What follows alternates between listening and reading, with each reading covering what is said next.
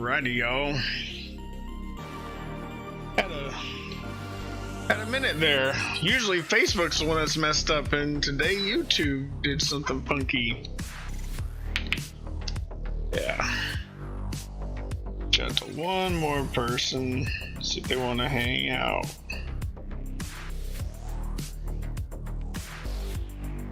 Woo! Gonna have some fun tonight.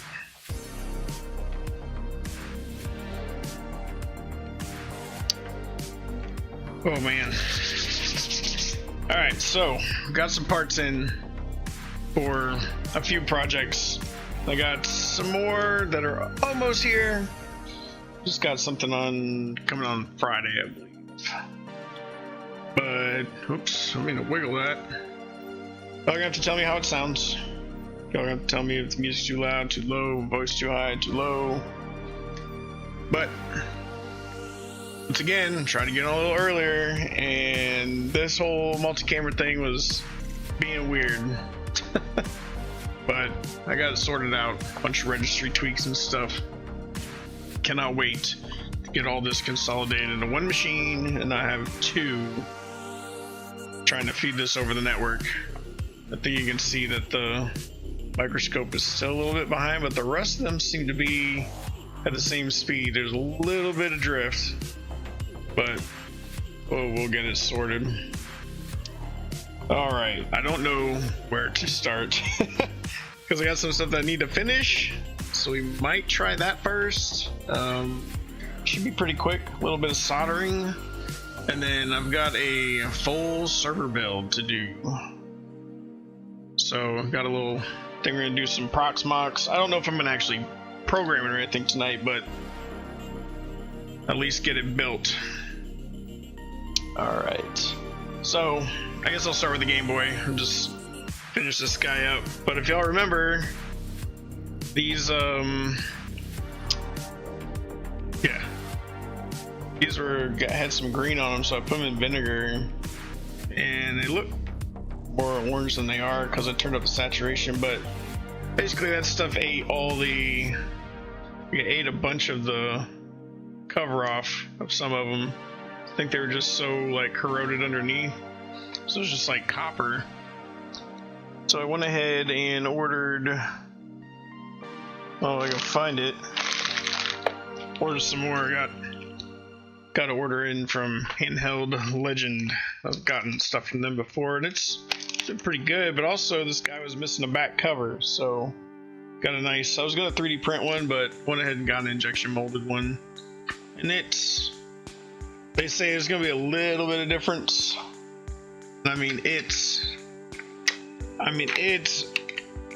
just barely off in color. I mean, you can just barely tell. It's got like a little bit of a, I don't know, yellow or green hue to it compared to the regular plastic, but oh, look at that. It's like a glove.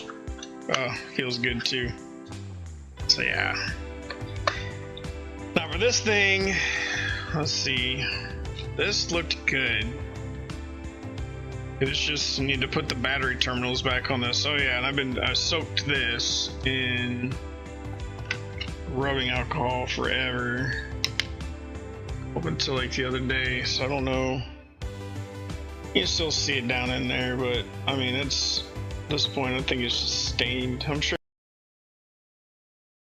I want to discolor this plastic, tear it up. I don't think it'll spread. So let's see. Oh yeah. Oh no, that's for another project. That's the Friday project. We got these guys and these guys. So yeah.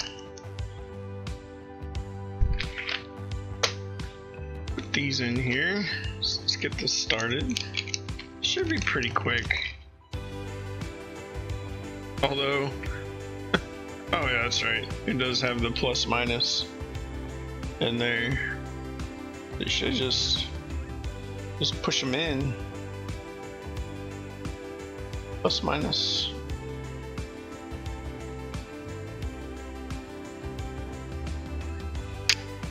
I guess they don't lock in like the old ones did. They don't have a little tab, but probably easier for maintenance anyway. And like, yeah, where am I at? Yeah. Light's kind of reflecting, so take a peek at what's going on there. I don't start this stuff in backwards, I guess. It'll be fine.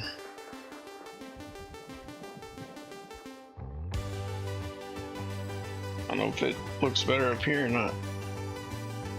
That can't be right. Oh. This one over. See?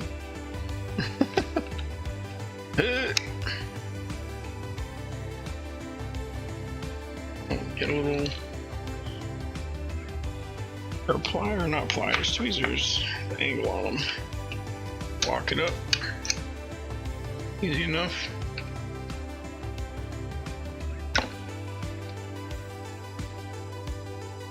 Might turn this music down in my own head.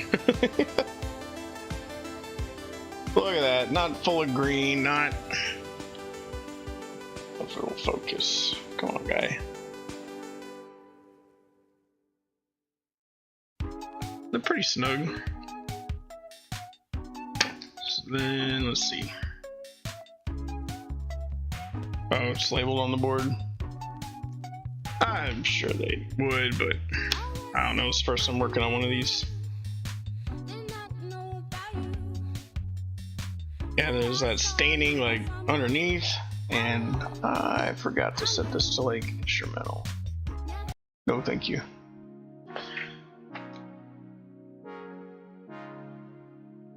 Get these guys. Should be pretty simple.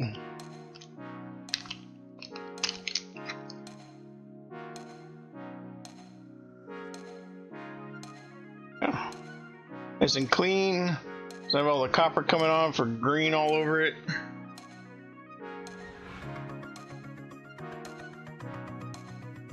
Just gonna heat this up. Oh, there we go. Heat this up and push it in. Should be pretty quick. Fire this guy up and just flux it for fun. I don't know. I don't want to bust out the gun or not for this. We'll see. We'll see how it goes. Should be fine. Oh yeah. Put some water on my sponge.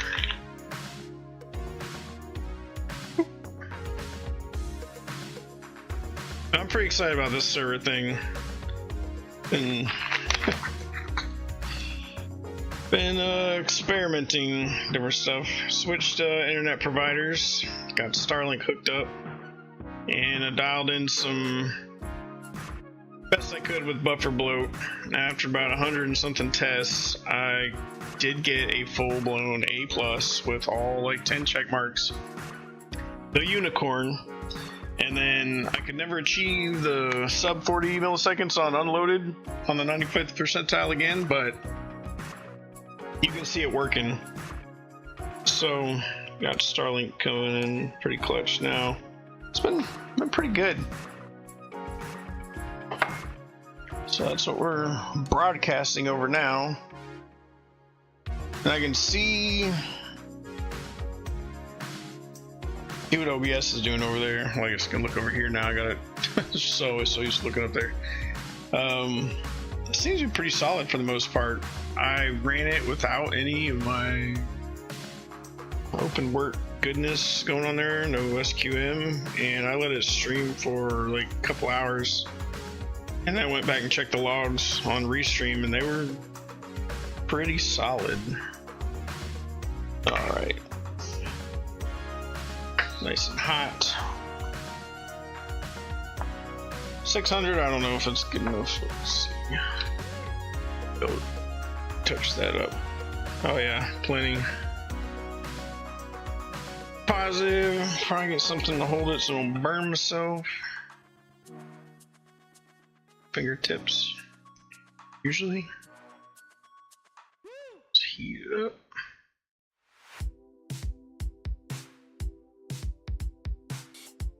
Was hot. Some of these are too wide.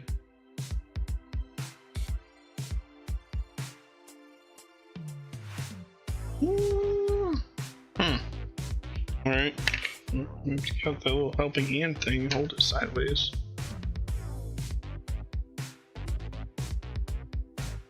Look at that. Woo.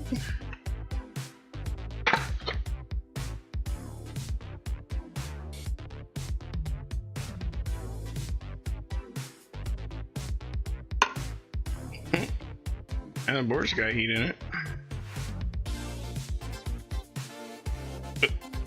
Stay in there.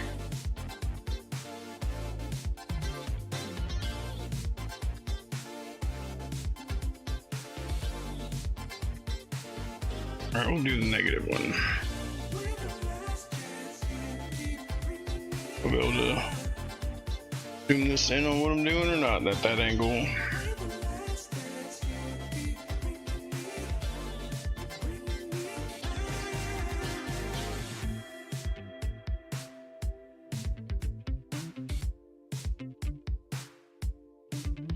Higher.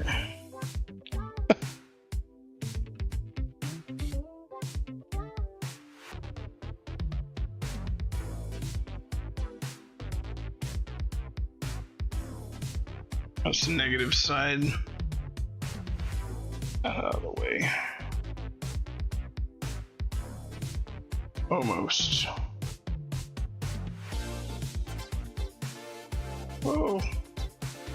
I need to get two of these arms linked up so that way like really lock it in. This thing won't bounce around so much.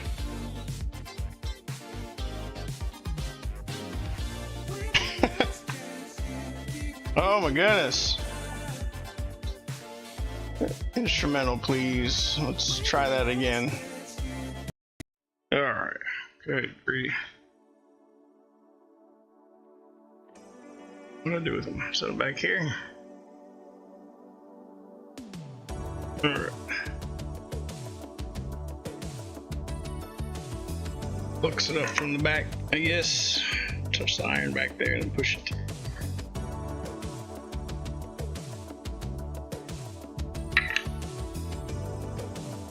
Mm-hmm.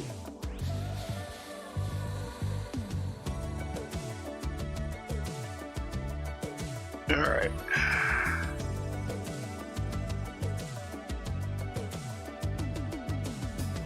I need to heat it up more. Have to. I just have to clean that all off. Let's see. Turn it up.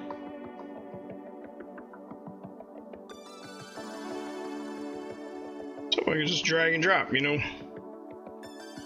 So we'll get in there. Oop.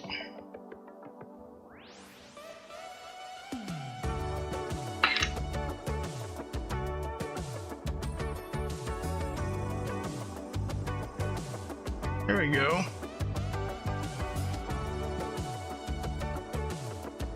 Well, that was so hard. Alright, now I just need to make it straight. Nope.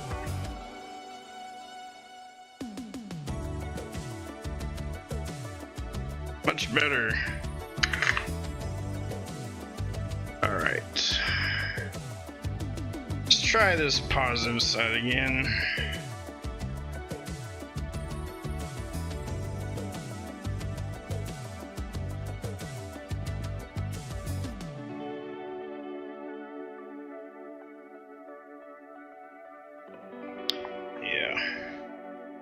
Dab it up.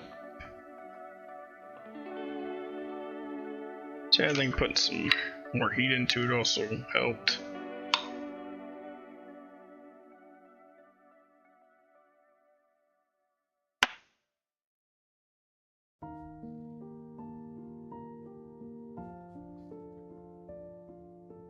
Go.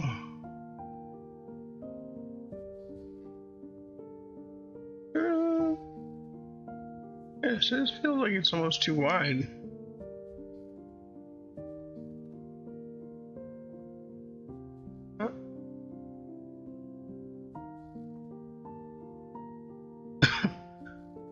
is.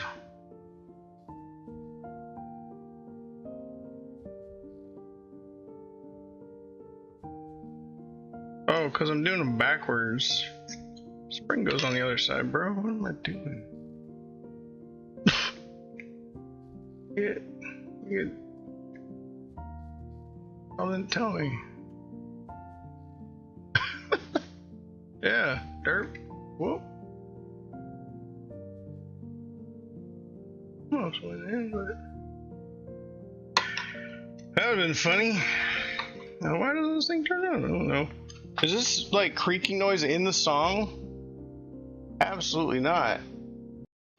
It's like I don't even feel like it's in tempo.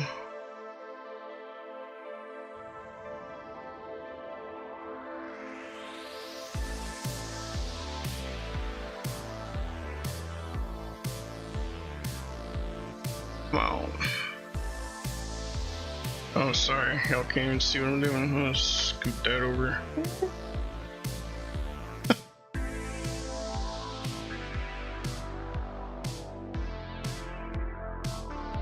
Is there another genre y'all would prefer? Like, I just pick retro wave and like chip tunes.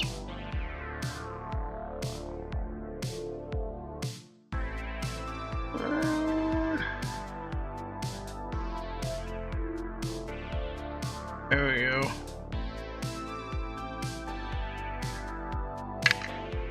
Nice.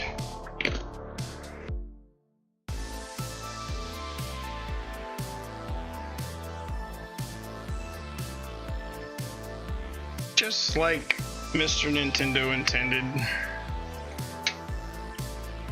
Alright. Just down here. He's got the green screen pulled up over here and it's not showing. I was thinking it was gonna just show green. I forgot that the like the chroma thing's on, so like whoa, just fall off into the fall off into the background there, I guess. Alright, so we'll clean this up. Flux off of it. And hopefully that's it. Like I really think that was all there was to it. No, not the good brush. That's for like dusting.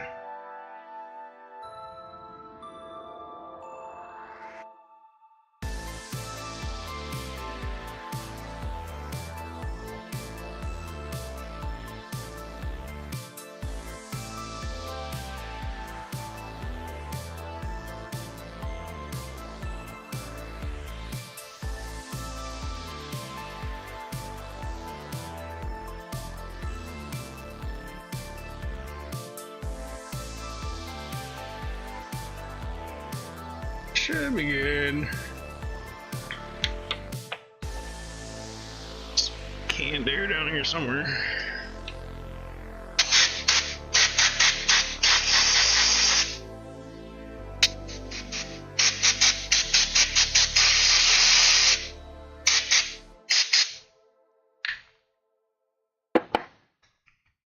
Okey-dokey.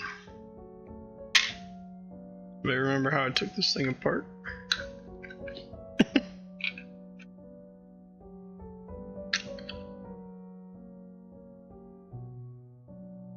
Look at that. Alright, so I just know I need the switch. Set up in here. The classical. You set this up on button.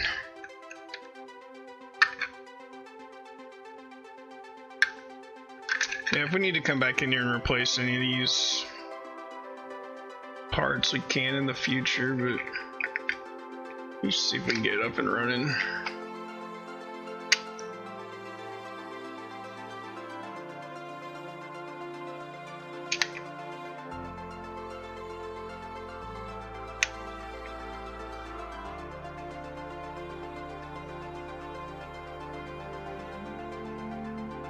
Battery tabs lined up. There we go.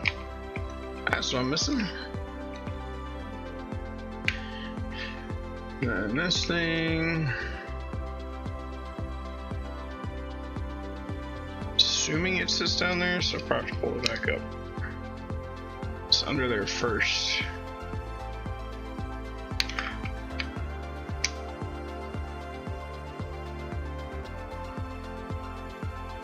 Ah, just gonna go there.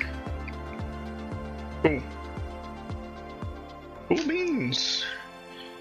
Alright, well, we'll turn off the soldering iron. So I don't think I'm doing anything with that for a good while.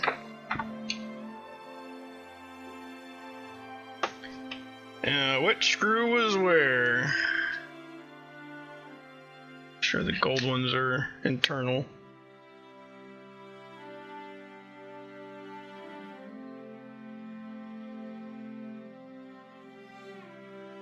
Like banging music, slow music. Your tip.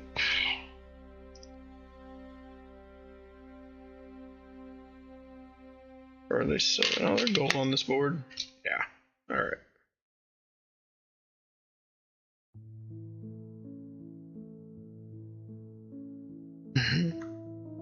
Okay, guys. What? We're changing it up. Going back chiptunes, I guess.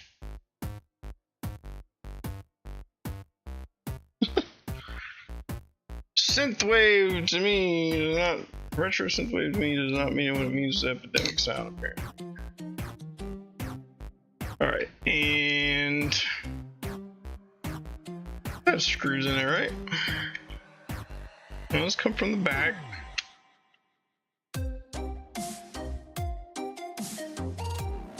What about these? There wasn't anything that laid across there, right? Or was there?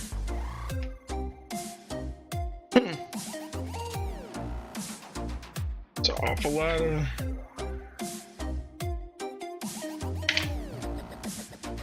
Get held down. See in there. Draw through holes. See, only these two black things are covered.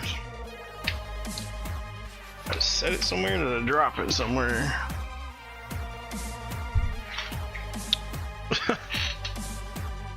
Oh.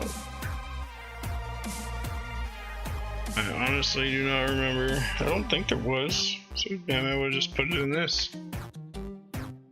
Well, or this.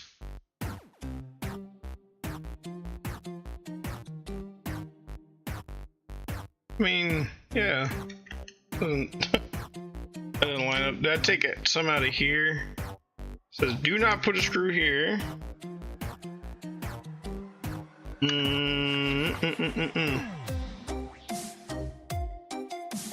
anybody know? That's weird. There's gotta be something that was sitting there.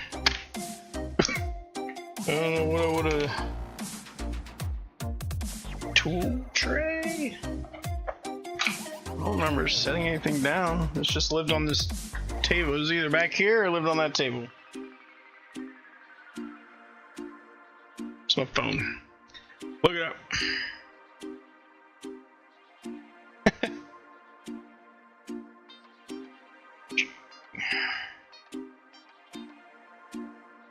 Tear down. The hardest part. Yeah, finding all the little pieces. What's up, man? Just make it lightweight. You know whose this is, right?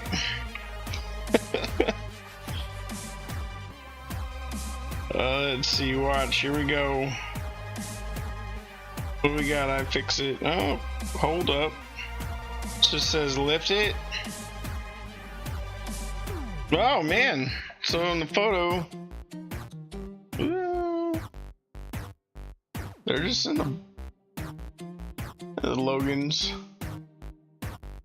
Right up there in the top. That screw is just in the black post. There's nothing there. Oh, I see. There's a post behind it. Alright. So it's just keeps it from flopping around when you open it, so it doesn't, like, you know, tighten it down. And am I gonna see you guys tomorrow? It's still a thing, still gonna happen.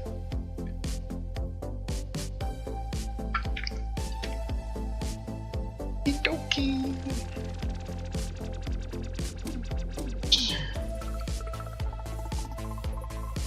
back in.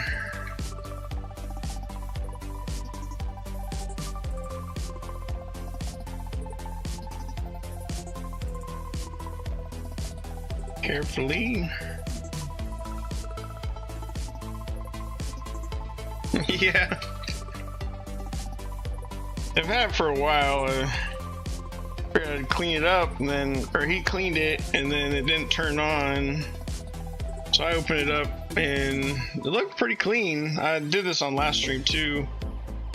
It looked pretty good, but there was just some green on the battery stuff, and then some on the board.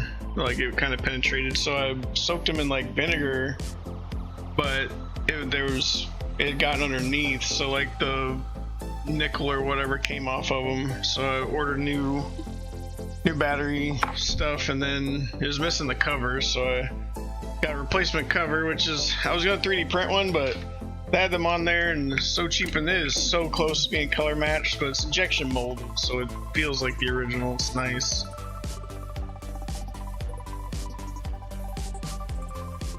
Alright, so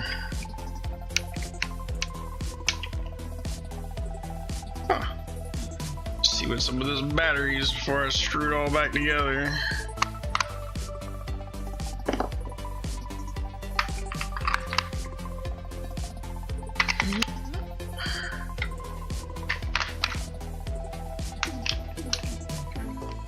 Oh, look at that. Ta-da. Yay. I figured it had something to do with those. Just the way they looked, even though I cleaned it myself, I was like, nah. I was like, it's just that, you know, coating.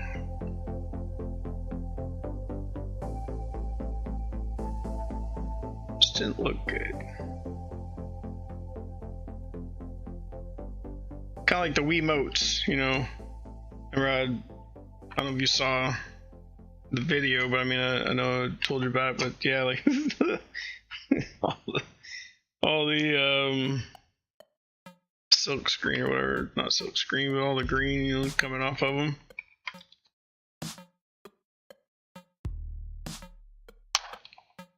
I can grab a cartridge, try it out.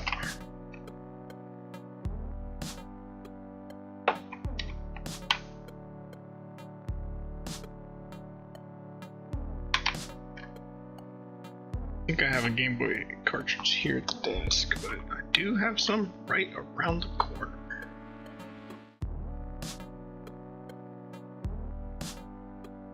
In fact, I could probably, oh no, that's Game Boy Color. Game Boy Color can be played in original, I think, if I remember correctly.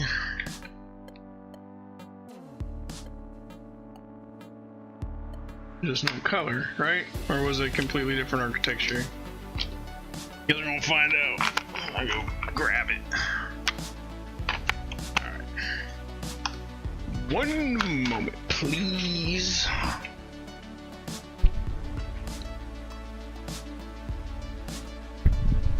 Should have a whole bunch of Game Boy stuff sitting here.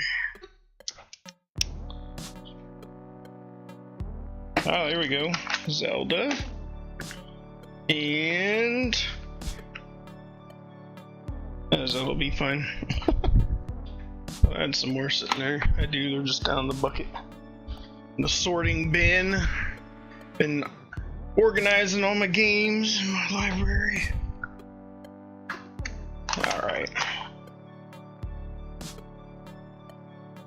Do I need a blow in it? Just kidding. Oh boy.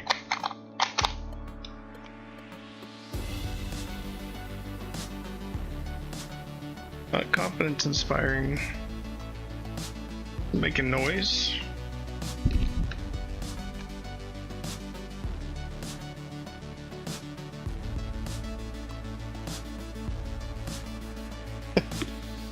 I was putting lines up. Just trying.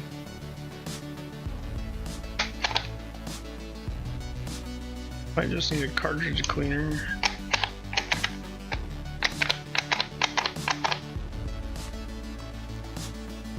I mean, the pins look pretty good. I think it's pretty old though.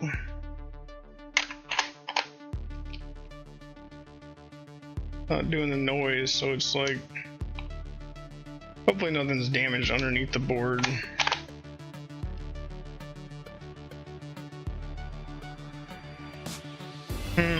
Oh, it dinged. Alright, so just trying to put the screws in. Reseat that cable or reflow something. Yeah, that stuff was up under the board.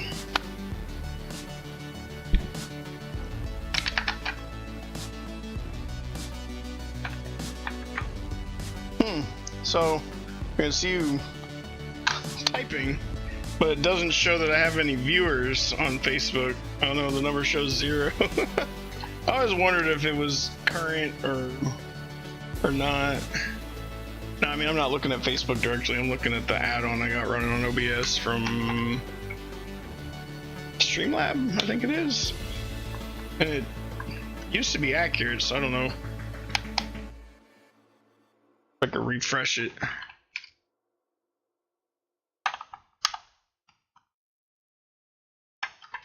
So even though I'm not using like Streamlab or whatever it's called, I still have the account just to use the add-on. It'll send me a summary at the end every time too. So let's see here.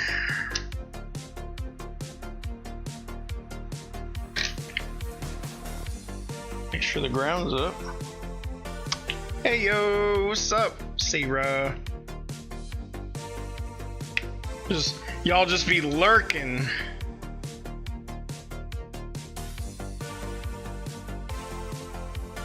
But yeah, if y'all are down, I'll come hang out tomorrow, get some food.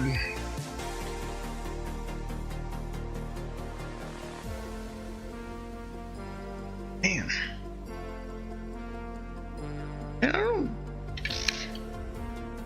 Doesn't look bad. Like, look pretty clean. Maybe these pins just need to be wiped down or something. Hey yo, what's up?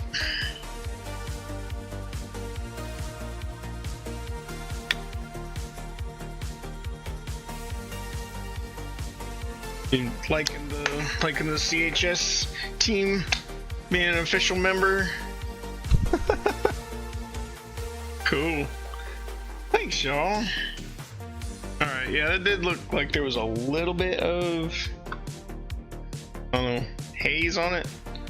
It's shiny now. Well, it was, I don't know. Doing the diagnostics on these guys. I wish this had the actual tab on it. Maybe that was a thing that they came up with later. Pull it in.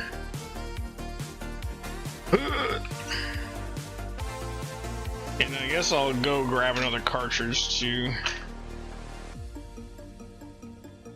And that's in there. So how's the music? How's the background noise? Like, I always ask because something changes on my setup every time I do this. Like 2 hours trying to get this all online today.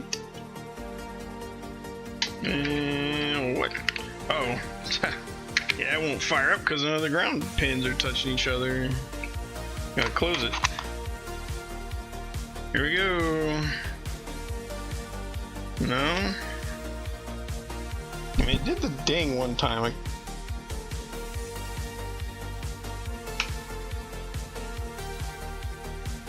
Yeah, thanks. Gas Monkey Garage. Building something cool.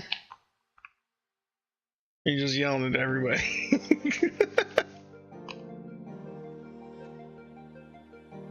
And it lights up. It dinged one time.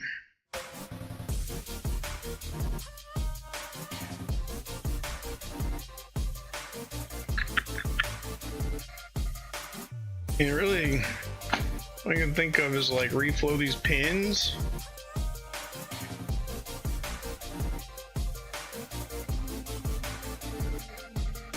But they don't look bad on this side. It was the other side that had like the green under it. Like you can see like some of this, I don't know, right in here where it started to discolor.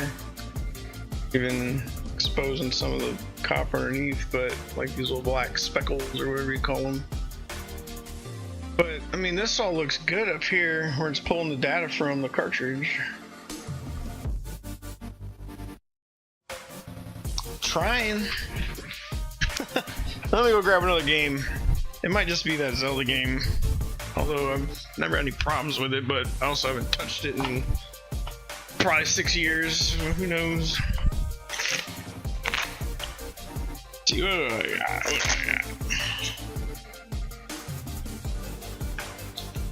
Do I actually have any games in here? Did I take them all out? Oh, nope. That's the wrong case. Here we go. Perfect Dark playing that. It doesn't say color.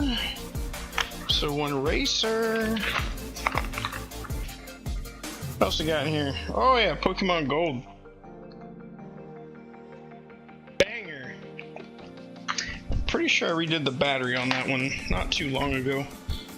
Or maybe I didn't. Maybe I only did Melody's Blue.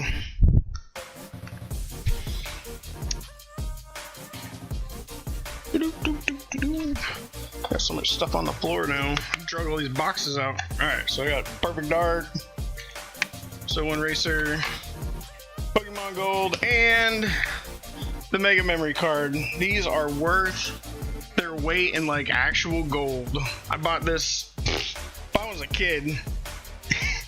And it would save your games, right?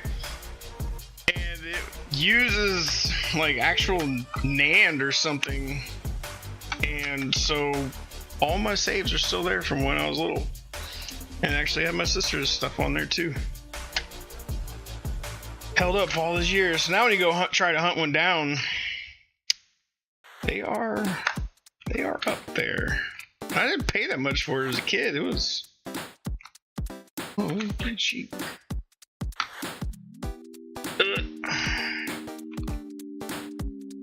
Alright, gold. Don't let me down. Oh, same thing. Oh, dang though. If we get to the music. Yeah, it's playing the music. It's about to.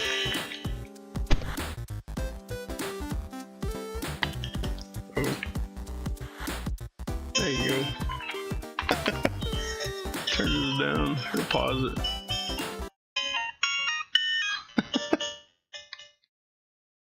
So, there's something to do with the screen contact. So.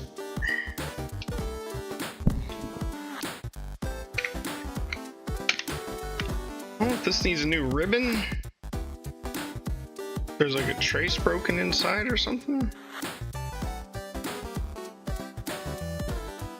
Does look right. I don't know. It'll show up on here and blown out. Somewhere right in there, there's like a little. The light reflects different. Doesn't really show up on camera.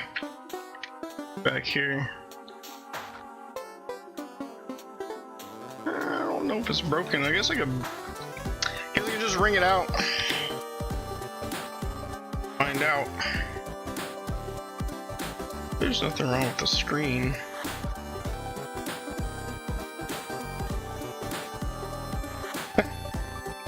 No, we saw the, I was gonna say, but we saw the lines go across it. So this might just need to be reflowed. I think that happens. I've seen people reflow video stuff before. But on my original Game Boy, the one I first bought, the Game Boy Pocket, and I gave it to my sister when parents got me a Game Boy Color for Christmas. And then, like, I don't know, 2 years ago, I finally bought it back from her. And I built her own Game Boy Color, like, fully modded, full, like, IPS screens, everything. Super loud speaker, you can hear it down the street. And then I took her original Game Boy camera. It was yellow to match the Game Boy Pocket that I gave her. I think it might have been mine originally, but then I ended up getting a red one or something, or maybe we both got them at the same time, and since she had yellow, she got yellow to match it. Oh, there's like crap in here in the speaker. Like, this is wire. This is for me making that making that audio thing that didn't work. Oh, we need a new speaker, yo. It's split right where all the crud is. Like, see where the dirt. I didn't open this up, but it's split. Get one of those. Clean this out. It's even underneath.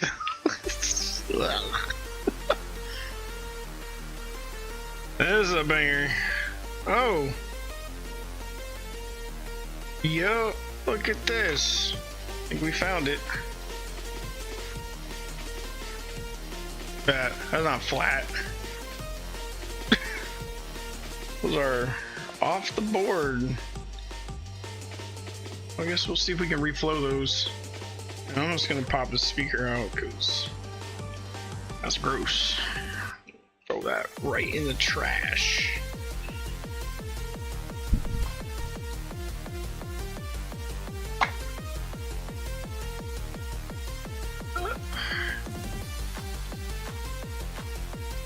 We should take the speaker or the screen off first and make sure that these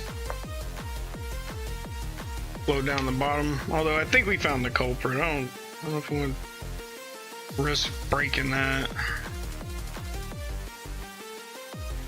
Or it's already broken. Could go crazy and put a IPS screen in this thing too. Just start modding it. Go from a quick fix to a $300 in mods Game Boy real quick. Ask me how I know. Done it enough times. Like, oh yeah, that'd be real quick. This is only $4. Oh yeah, this will be real quick. That's only $12. Oh yeah. By the time you're done, your Game Boy is completely maxed out. And I've got a stack of them to do. Just don't want to order all the parts again.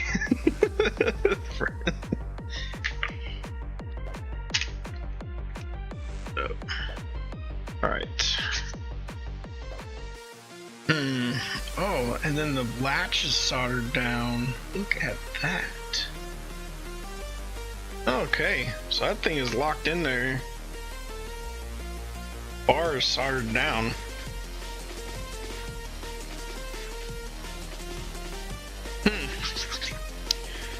Alright, well, so just flux it up.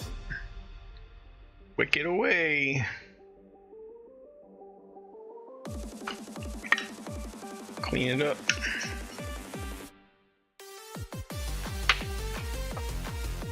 This is a banger. I don't want to click like on that one.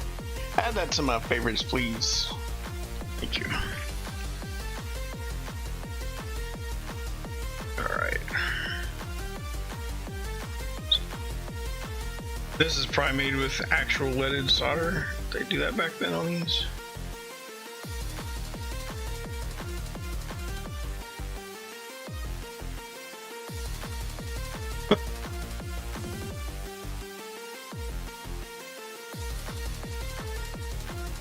Tilt it up, please.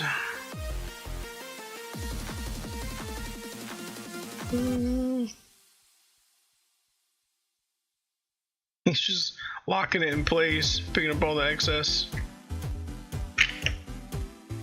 Cut this away.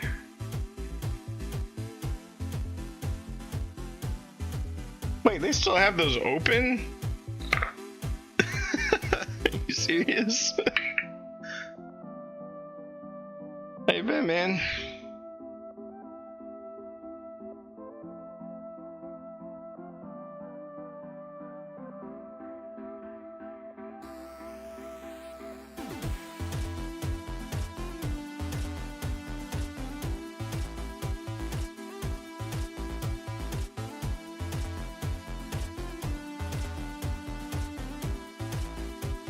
Really? Man, you better go in there and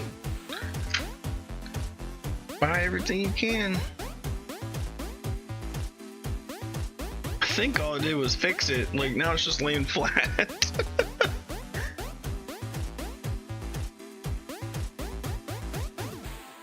I guess we'll just find out. If it still don't work, then we'll check that thing behind it. So let me clean that off. Get the tweezers down so I can actually make it lay all the way flat. Brush. Man, do they still sell where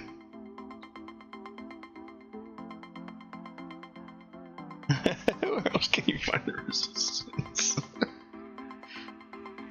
Oh man. So I have, when I bought this house, this dude, you know, the guy that owned this before he like passed away, he's got a bunch of old stuff in there. Looks like I might have bumped that a little bit, but that's okay. He had one of those giant Radio Shack bags. I mean, huge. I don't know if he like bought a whole computer or a CRT TV or something, but it is big, so I kept it. I want to like frame it, hang it up like a big poster.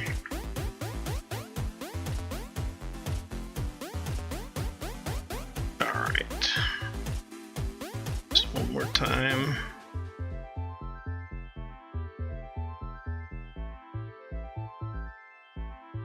Yeah, is this what are you talking about? Look at this. You know where this came from? Dad. Somehow I ended up with this, and I've had it for like 10 years, and I've just slowly been going through it. It's the good stuff. Well, it's close to good stuff. Actually, I guess it's, yeah, this is 6337. This is 6040, so yeah, it's the real good stuff. I'm over here just breathing it. Ah, yes.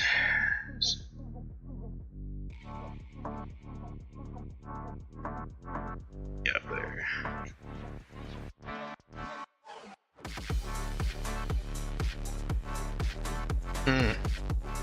Look at that, that's beautiful. Boom. Okay, where's my tweezers at?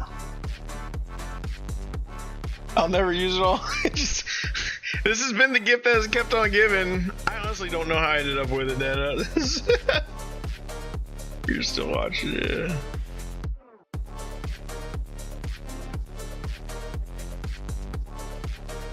Bridged? No. But it's definitely flat now. So hopefully that stays. Hopefully it didn't tear a trace or something underneath, but as flat as it's laying now, I doubt it. I think it just broke loose. Well man, if they still sell Radio Shack branded solder there, grab me a couple rolls. I'll cash app you or whatever.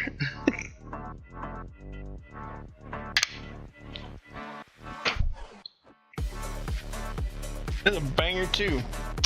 Add some likes.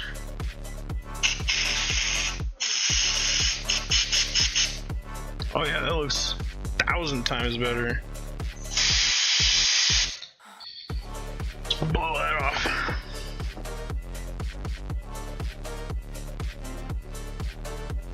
Oh yeah. Alright. Let's pick it up. Rest of this flux I just blew off on all the button pads. So I'm gonna clean them off anyway. Crud. Both. Please. And thank you.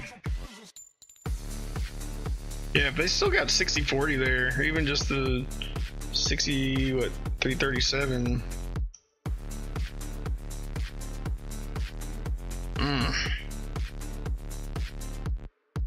So,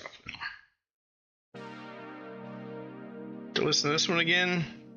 Okay, next.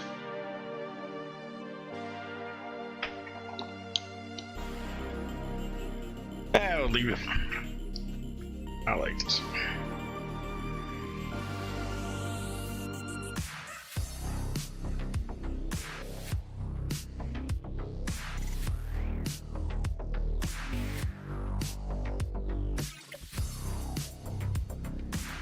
Get the back side of the screen for now. There's like glue coming out or something in the corner.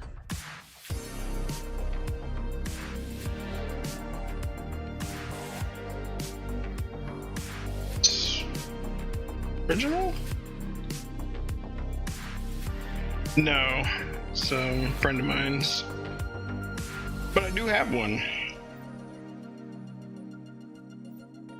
Finally, I just bought one for myself last Christmas. First OG Game Boy I've ever had. This guy had him listed, had a whole bunch of stuff listed, and super cool guy. But I was like, yeah, I'll take a look at you know, your stuff. Like, he had just like 1,000 listings, so over there and kind of hung out for the afternoon, just going through all the stuff he had, and he brought out the Game Boy, and it was like mint. I mean, I don't think I've ever seen one that clean, and his asking price was below market, like by a lot. I was like, you sure? I was like, yeah, so okay, I can't say no to that.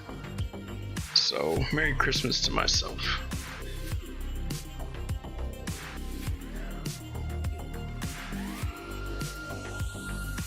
Yeah.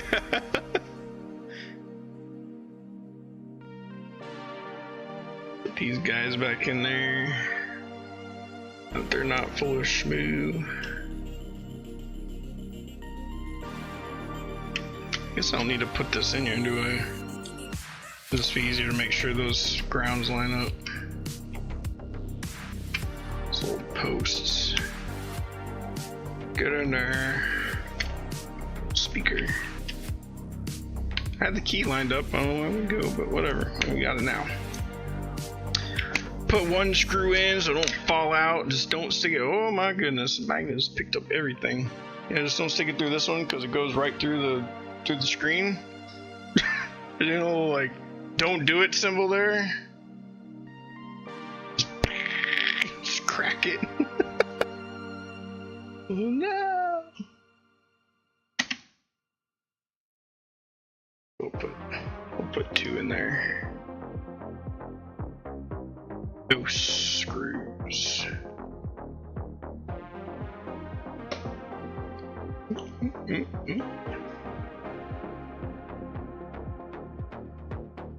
Let's see what we get now. Oh, I don't know why. Still doesn't explain the not loading every time. Might just explain the. Alright. Dinging. Still no picture though. Those points definitely need to be redone. Ding. Huh.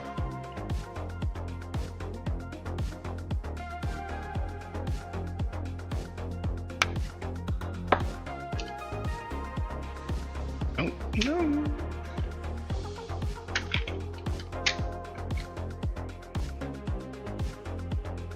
I did it both times there on there, so that's good. I don't know if it needs to be like recapped or anything. I'm not sure. Make little cap kits for it. I don't see anything that's like. We went through it on the microscope before, and nothing looked like terrible except for like that stuff. But it's way down there on one of the wider plains, so it's got plenty of, you know, like trace. And the farther you get away from where it happened, there's nothing.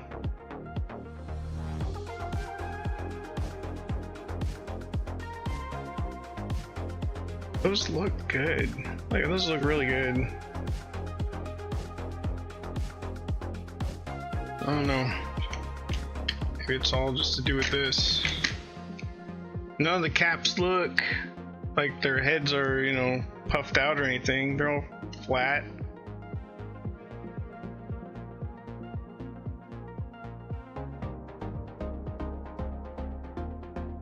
Yeah.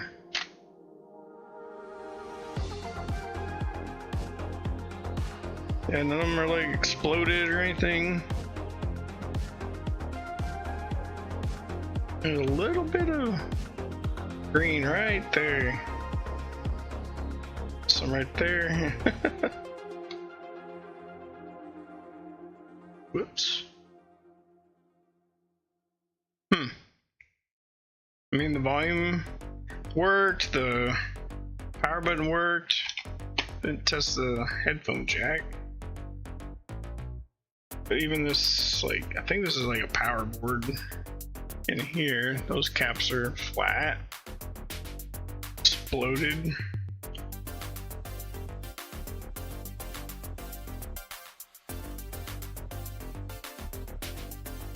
Oh yeah, I said I was gonna ring it out. So let's see if we can check that. Bring out all these pins. Dun.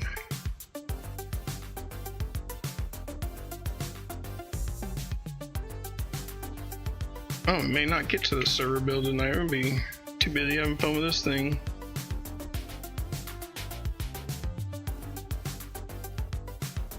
So, I don't know if you can like do this carefully.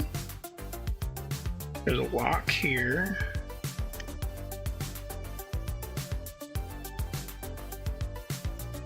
A little, this guy, a little clip. This whole thing is like gonna lift.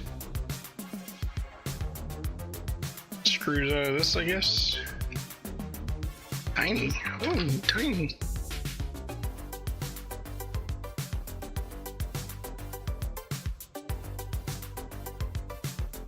So don't tear. Gentle.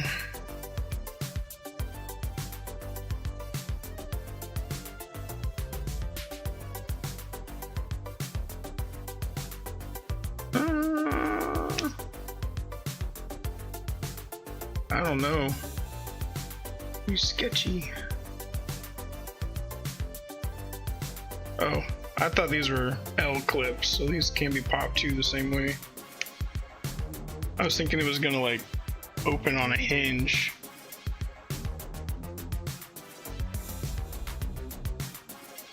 Gentle.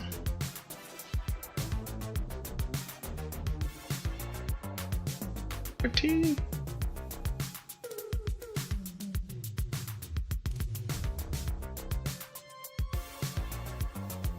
See anything underneath? Really just that one little clamp?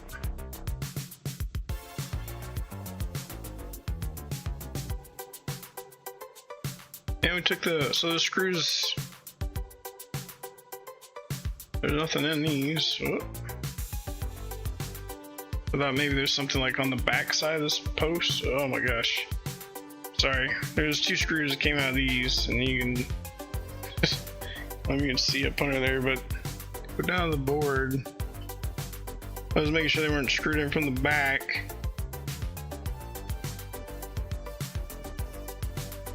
But this should just lift up. What do we got going on here? Sorry, I gotta just like look with my eyes. There.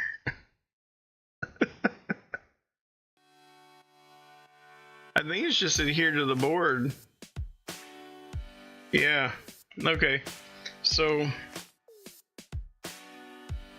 that's just sticky.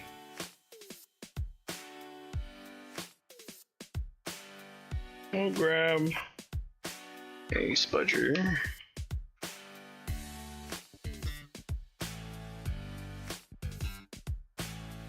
There's, oh, it's probably that flux.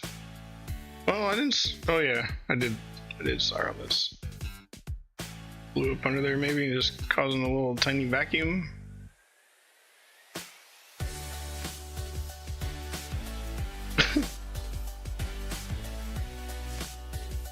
That can't be all me.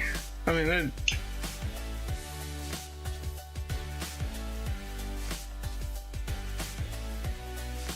There's something to it.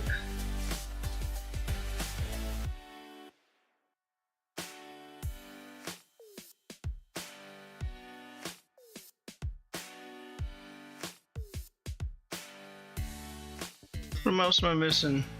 Oh! There is a little white peg right here.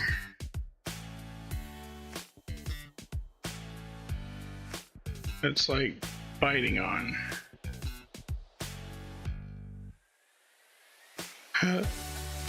Doesn't want to break it. Well, there's a screw in here.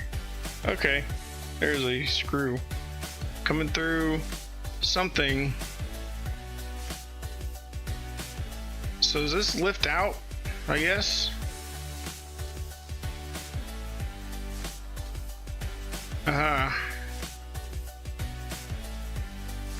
Yeah. That's what it is. This whole assembly comes out of the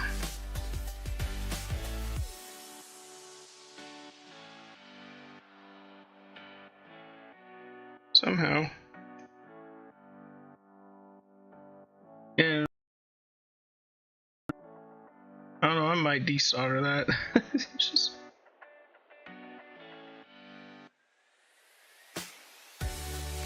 crazy because like it wants to lift up and then all of a sudden it doesn't. There's something under there too.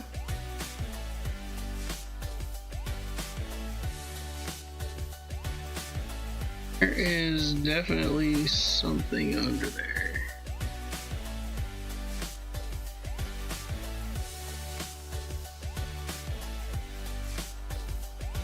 Let's see where it is.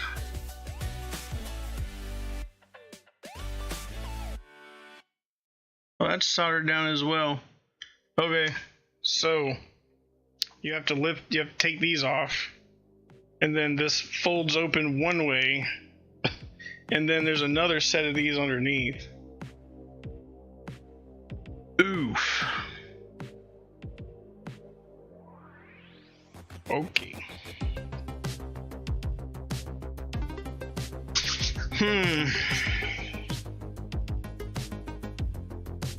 Can we do it?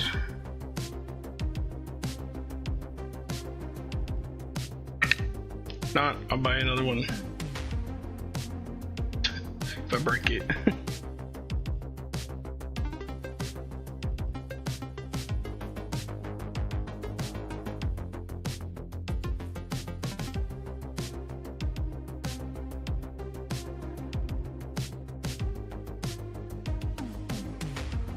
Oh, let's fold it over. Straighten them out. Well, it should just break free. Or maybe you don't have to be soldered at all. Inside will just come up. Hey, see, today I'm learning. Need no instructions. Yeah, okay, so just over here like doing it as wrong as I can.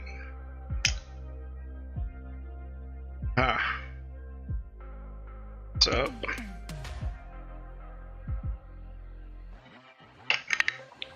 And hopefully I can wick that away like it kind of was earlier. They still got like old X-Mods parts at the Radio Shack. That'd be pretty cool.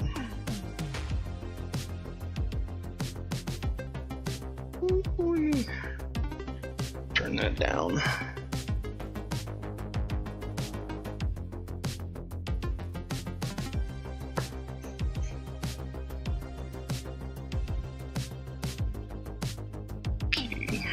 Where must Spudger go? Probably the safest bet. Start from one end of the ribbon.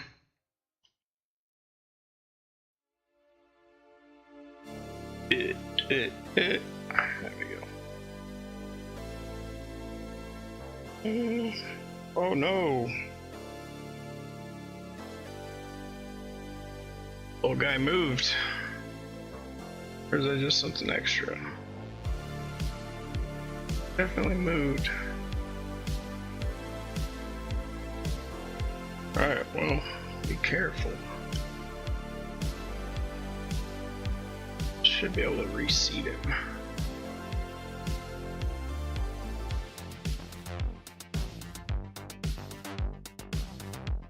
Fixed tinier.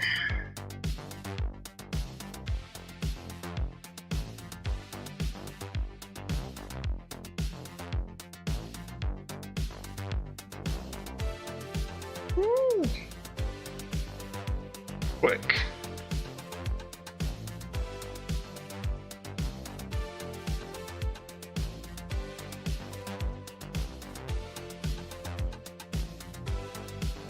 Well,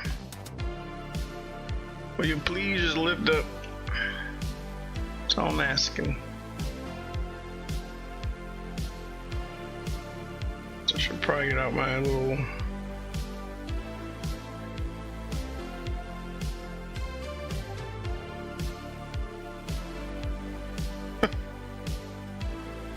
go.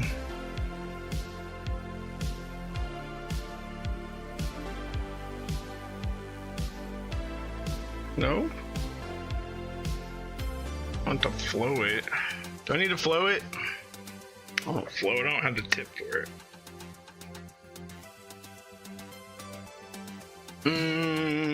Actually I do have that really tiny one.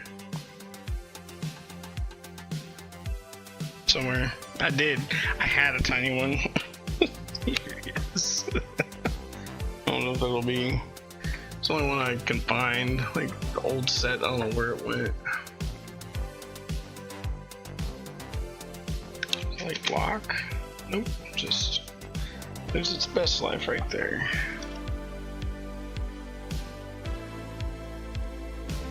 I wonder if this is even original.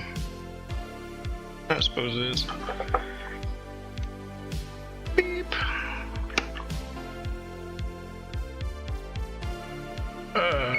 Start please. P5. Oh, P5 means. There we go. We don't want 800. We definitely don't want 1800 either.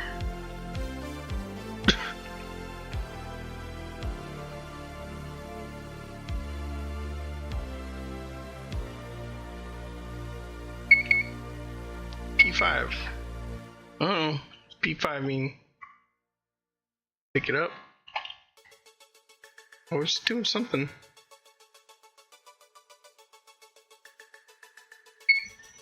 Oh, it's got little buttons on the handle that you gotta like.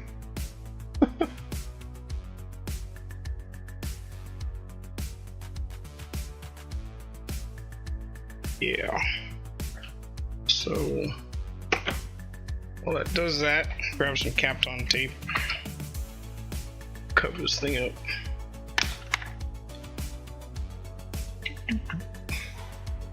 Need some scissors. I've got those little. Give my Ender 3. Printed like a whole 3 things on, and then promptly decided to mod it. Guess what? Hasn't printed anything since. Bought that way back.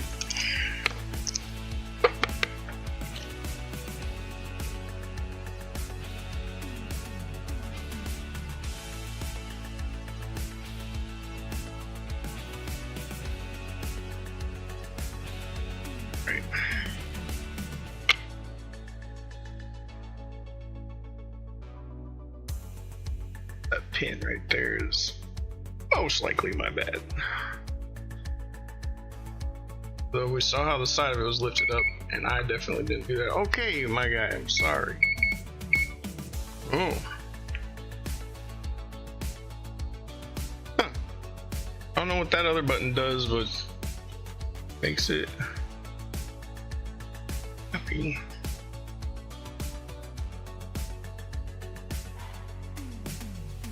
Those all just pop up at once.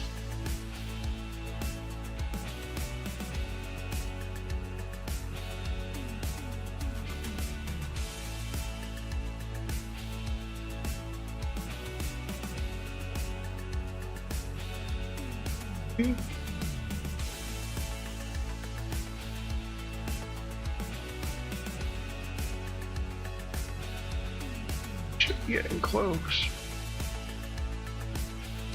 See that getting molten though.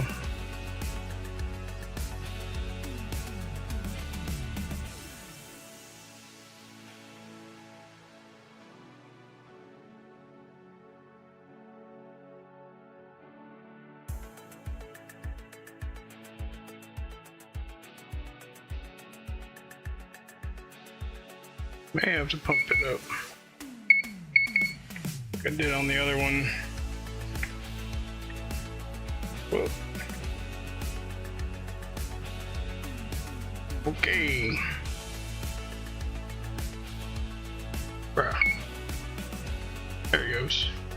I don't know if that's like the pause button or what that does. Like.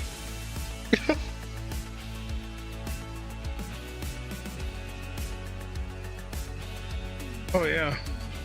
There it goes. Yeah, boys and gals.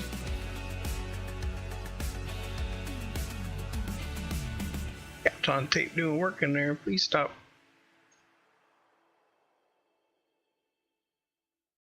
There it goes. Yep, let go. Come on. Oh, the other one's lit up. Come on.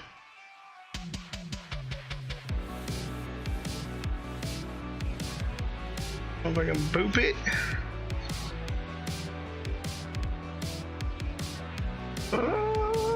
Come on. Oh, let go.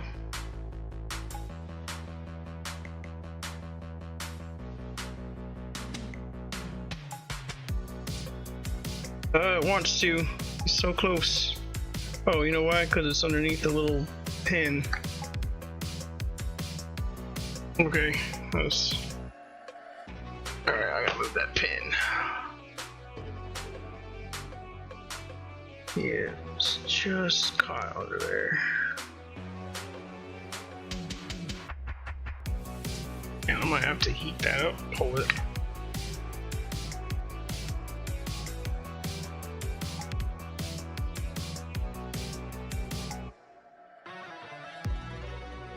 Come on. Stand up.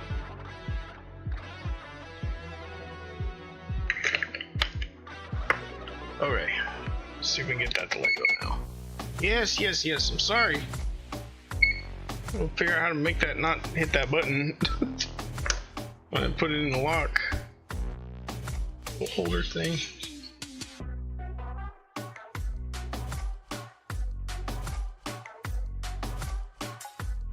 Looks molten to me.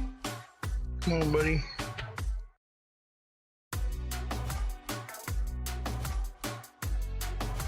There we go. Yes. Okay. All right. It's. Oh, Mike gets mad. Yeah, we can work with that. That little guy that moves back and forth, he'd be fine. Whew. Okay. So I'll let it cool down, I guess. Where I turn that off. All this just to wring this thing out. Might have to get a cap kit. It's hot in here now. Those hot air and stuff. Turn the AC down.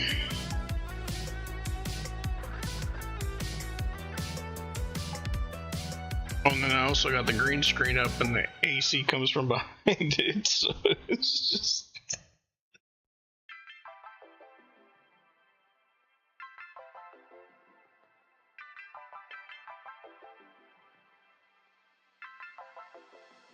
Turn that down. Alright, are we still hot? It's still pretty toasty. But I think we'll be able to hear now.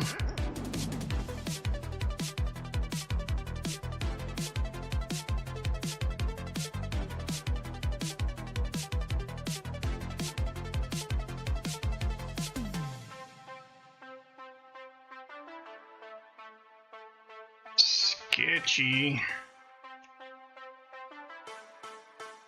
We'll fix that other pin thing. Where's my glue? Okay, so does this like lift up? Or just fold over? Like, what's the next step here? Spudger's like, yo, guy, what were you doing to me? Like, the tip of it's all...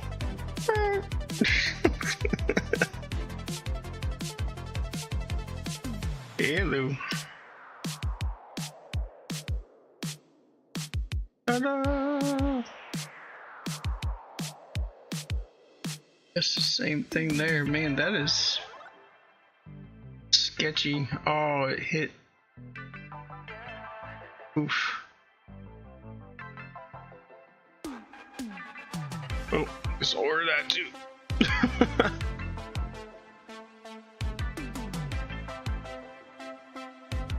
Alright. There's the screw. But I mean, I don't need to take that out. I just want to wring those out.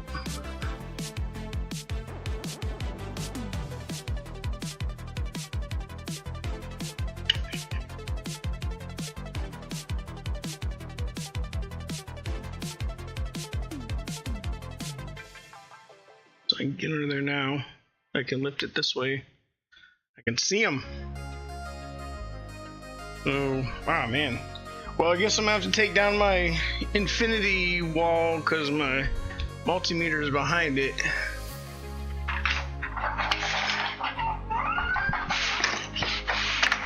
I didn't even actually mean to have that up. See what's up. Forgot about it.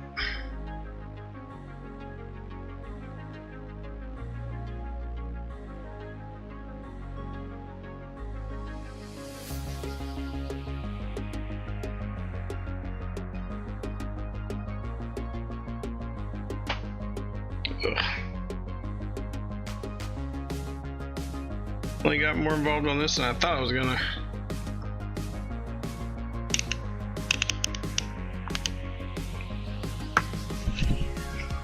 Go. Got a beep.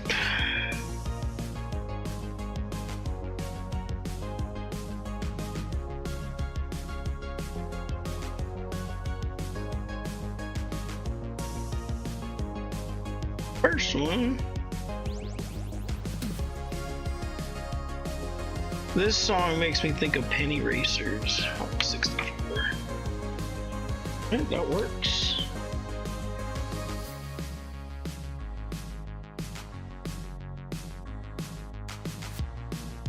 Three, 4.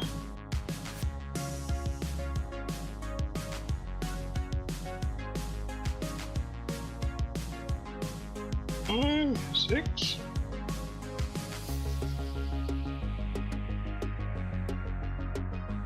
I need the sharp one on this end.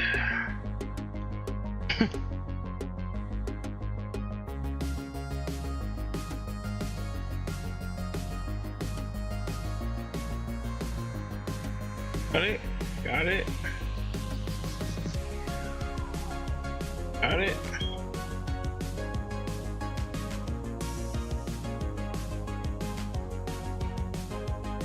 Got it. Got it. Got it.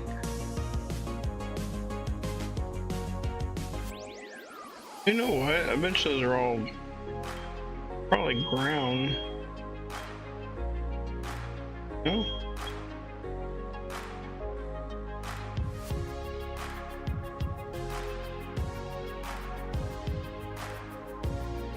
Either way, the pins on this end are lighting up at least. I am moving on this end, so even if they are bonded, at least in a tracing pin.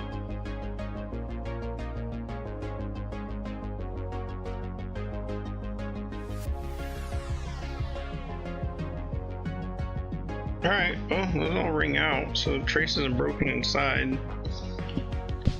So now what is it?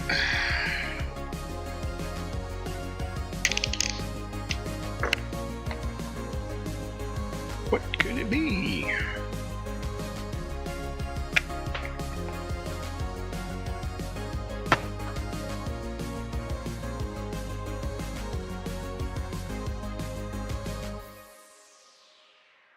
Don't rightly know. So,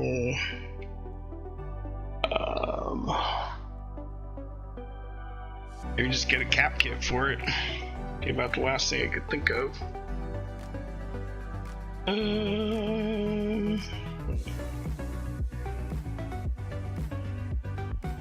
Shop. See if we can find any, because I know for a while there these guys were like, everybody was having some sort of weird shortage on just like 1 or 2 caps. It was so weird. Man, it was a couple years ago, but it was before all the other, you know, I guess it was a mid-silver, whatever, supply chain stuff, but it was just like, we have like 4 out of 5 caps for this kit. We have 8 out of 9 caps for this kit.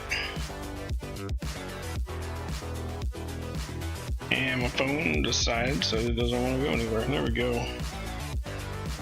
Let's check out cap kit.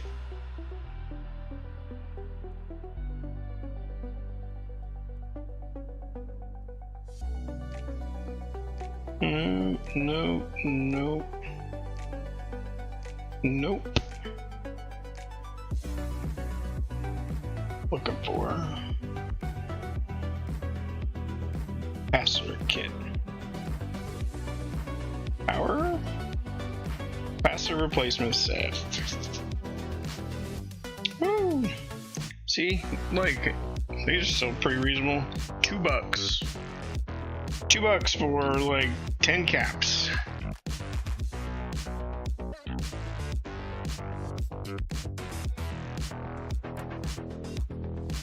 Just depends on which one you have. Let's see how they MG8. Can't really see it from the side. This is a 4.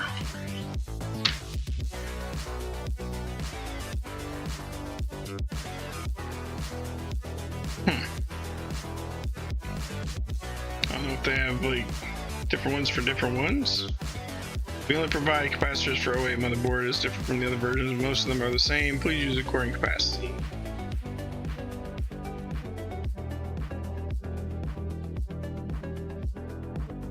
That may be the trick. Might just have some bad caps.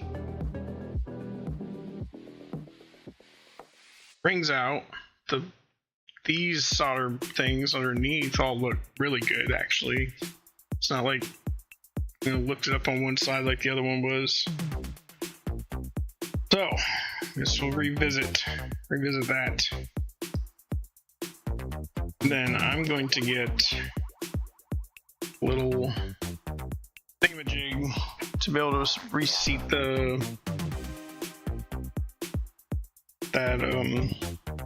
LPC or whatever you call it connector. I need the airflow to be able to come up from the bottom.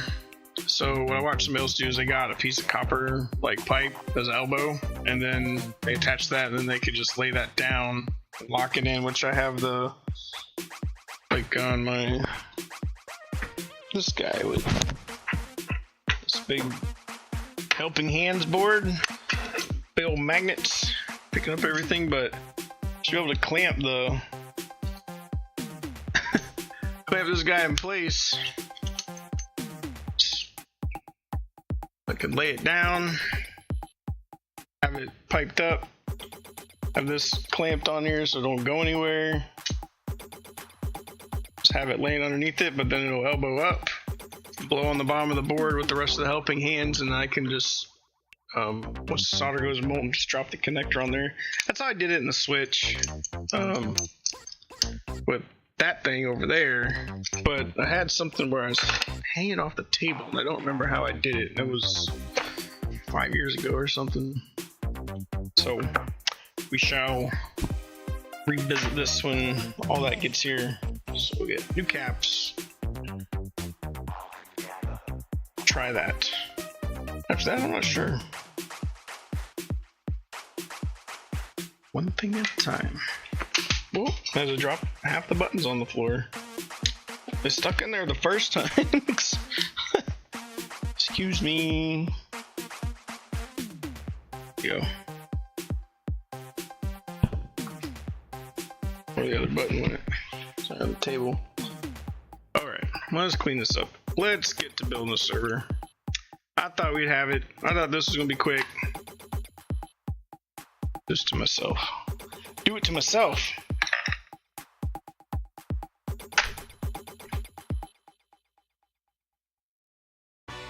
Super tiny screws over here. So my point. Stab myself next time I pick it up or anything. Turn the soldering iron off.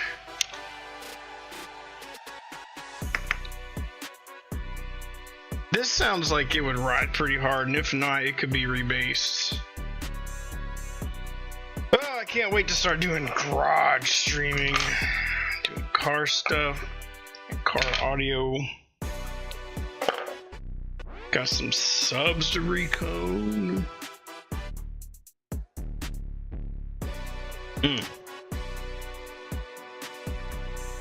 Alright.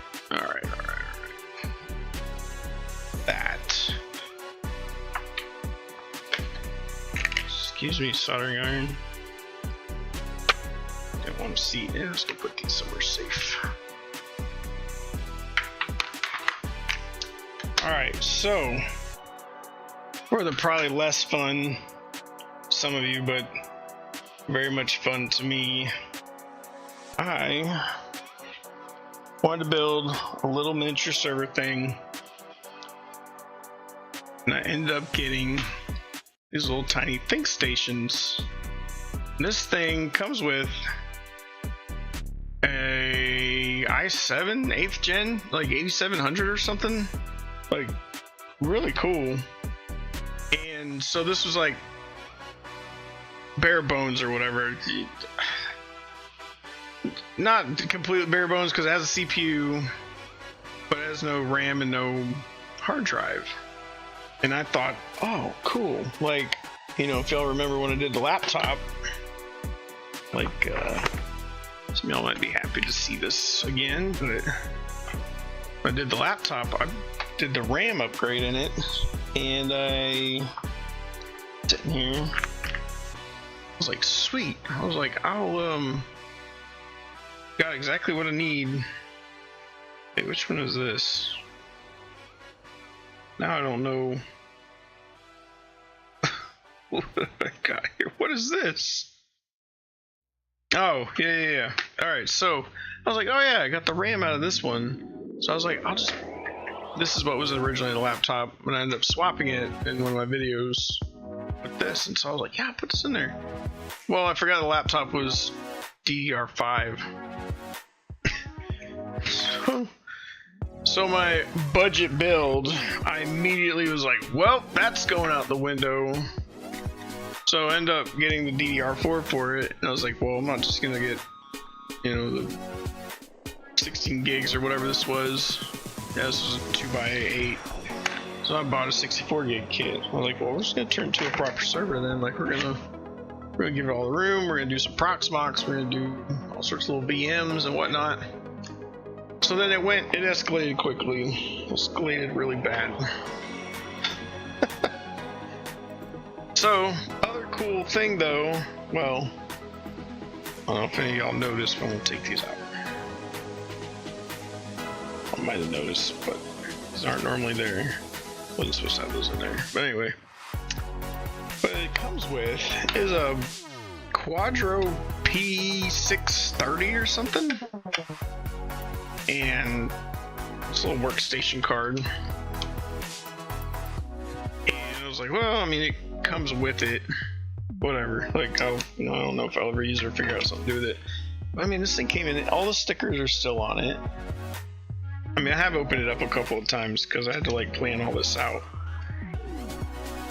But so you open this up, and since it has this video card in it, that means it has the adapter to be able to put a different card in it. So I was like, well, cool. This only has one network card in it, or one network port. So I got a network card for it.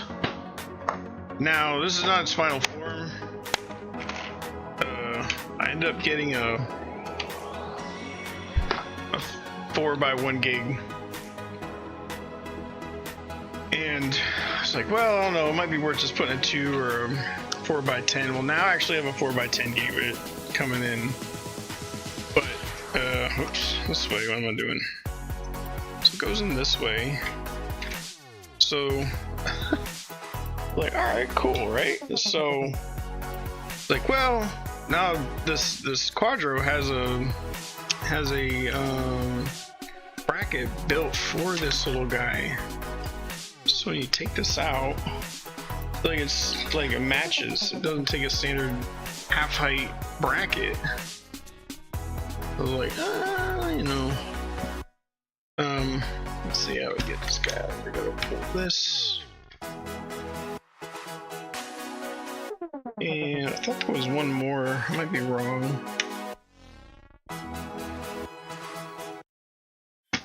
Maybe. This should just lift out. This whole bracket. Oh, it's a side screw. So, there's gonna be a lot of extra going on here.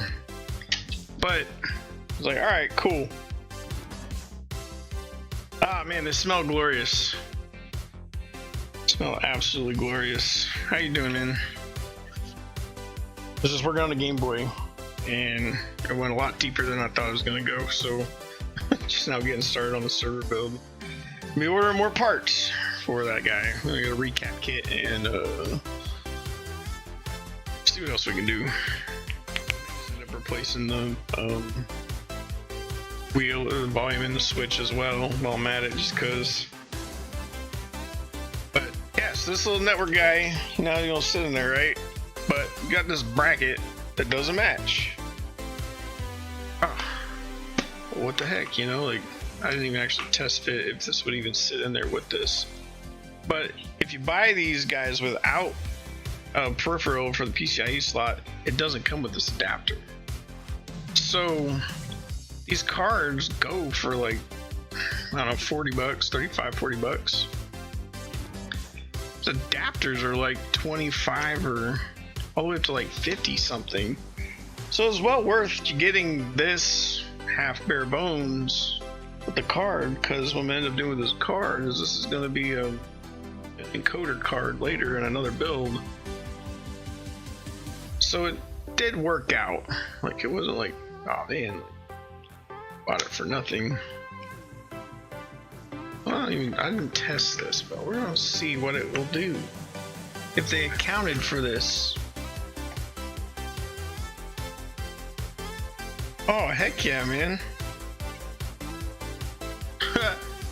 Yeah, it sits a little high. It's like, and then you wouldn't be able to get the back on without taking that off. So, anyway, on this, I was like, oh man, did they ever offer like another kind of bracket? And I mean, I had dig through like all sorts of like Lenovo documentation and stuff, and all sorts of websites and whatnot, to find all these like little extra custom pieces of things I wanted to do. I was thinking I was just gonna leave this thing free floating, right? So it's like, yeah, I'll leave this thing free floating. That'd be ugly. I was like, maybe I can come up with something with a 3D printer.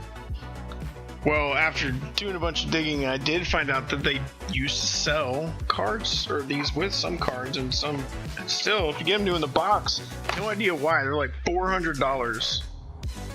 But the ones that came with the cards had these brackets, so I was able to finally get, like, source these, figure out, like, how to get this guy on here. So I mean, I'll put this together as is, and I'll just swap in the 10 gig later, but it's just gonna look so much better. Like, it's gonna be like this was like Mr. Lenovo intended or something, right? Okay, so I'm being a goober, so what this has to do is has to hook around and then swing over. It's like trying to fit it the other way. And I don't know where that screw went. Oh, is this guy? Alright.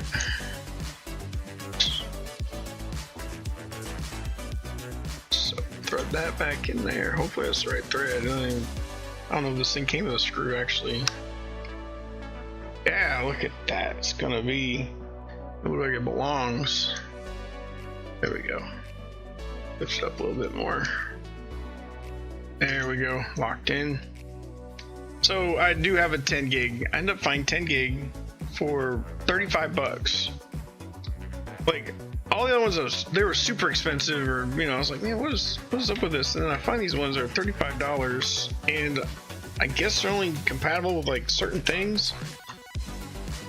So I, you know, had to research my brains out to find out if it'd work with Proxmox, and sure enough, there's somebody out there that has it. He's like, oh yeah, he's like, I love it. He's like, I got a bunch of them running on these other little servers, and everything works great, but there was like no documentation, like nobody could figure it out. So for this one dude, look at that, like that's slick. So, but we can't put it in yet. We got stuff to do, ladies and gentlemen. I like accessories. I buy accessories to everything, even if I'm not gonna use it. Why? I don't know, but I've done it like my whole life. So it's about to get a whole lot crazier. So this has got a slot here for Wi-Fi. To look up the Wi-Fi parts, right? And original kit, no idea. But I ended up finding a generic kit that has antenna that fits in the groove here. There's supposed to be a custom lock-in for this, and then the rear antenna goes in the back, so we're gonna have to pop this little guy out. So this is a generic install kit for this thing, so this isn't like original Lenovo hardware. You try to find these, they're stupid expensive for whatever reason. So this came with, originally it came with a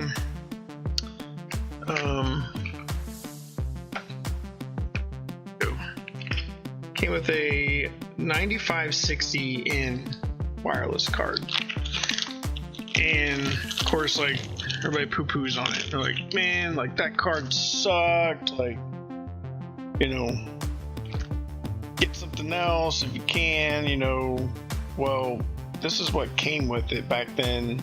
So then I looked up the next generation, and everybody was wilding out about these AX21X or AX20X or whatever.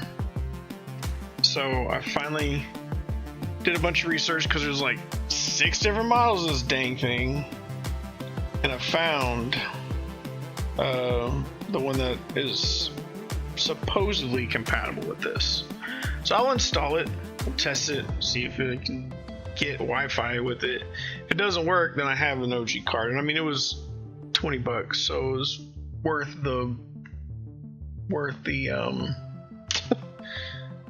the test, you know. 20 bucks, find out, like, oh great, if it doesn't work, it's fine. And to get to this thing, once it's installed, all I gotta do is just take that network card back out, which you saw was pretty simple. So the antenna kit came with the locking shield that goes over this as well. Like masking tape on here. Who uses masking tape? Seen that in like forever. Alright, antenna. So I got this off Amazon for like $20 or something for the antenna kit. Maybe it's 15, I don't know.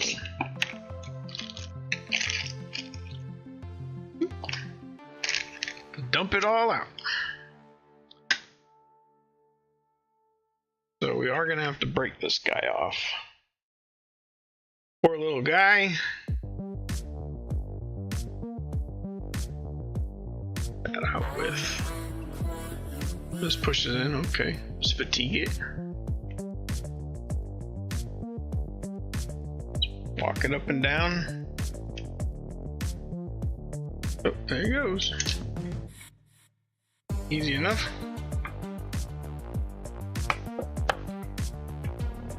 Alright. I'm not exactly sure how this goes on here. Was this just double-sided tape, I guess? Looks like it. And do the cool. Does the cool grill go towards the front, towards the back? Shaped a specific way? Is it keyed? It looks like it'd probably go this way because there's a cutout here for the wire side. Man, they start to lag out more and more. Yeah, I think when I looked at it originally, like it had, like in the photos, it had it like that. That looks, oh yeah, right there, it's grooved. Oh, it follows the groove there. So double side sticky tape, put it down.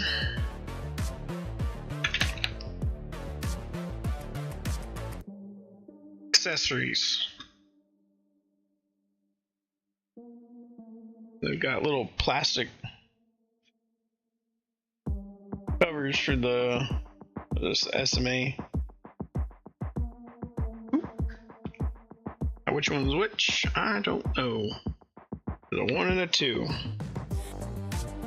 I have to look that up. This guy is gonna go out the back. Is this keyed or anything? Yeah, it is. How?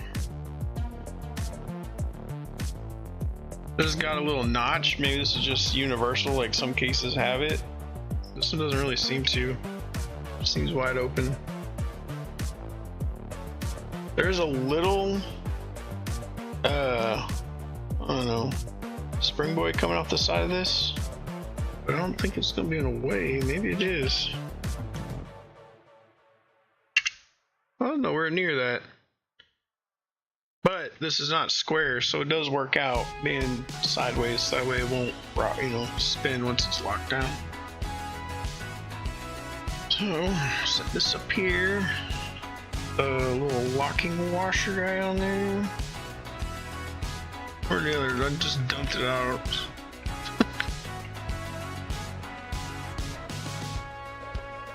Yeah. There's. Snug it down a bit. I have some like super tiny wrenches, but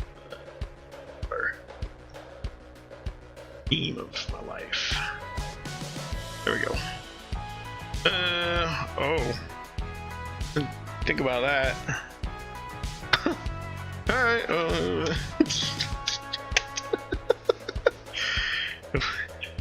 which way should it go? Probably up and down, right? Well, that stinks because it's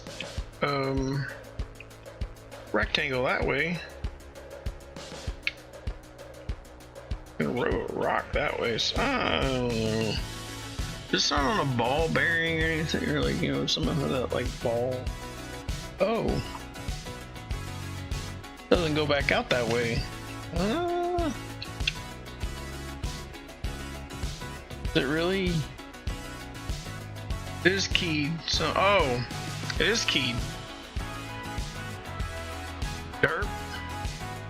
Alright, well, I'll show you just so you know what I'm talking about. I didn't realize. The hole, like, D shape there. It's got one, like, flat, smooth edge. So does this. Round and then flat, so it does only go one way. So I think I know why the antenna does that, because these things could get mounted to the back of monitors, and so they probably only want it to swing one way, like out. If it's mounted like this way, and then when they set up on the back of the monitor, you just point it up. It's a little inconvenient. It's not what I was hoping for. I may end up getting an elbow for it. What did I do with the lock washer? And just dropped it. So yeah, that little groove I guess was made for that, in case they're, because these, they made a bunch of different ones of these, so these port layouts would be different, so that probably just accounting for all the different options there. And I dropped the, it's in here. Oh yep, hear it rattling around. There it goes. Oh, caught it. Alright, let's screw that back on.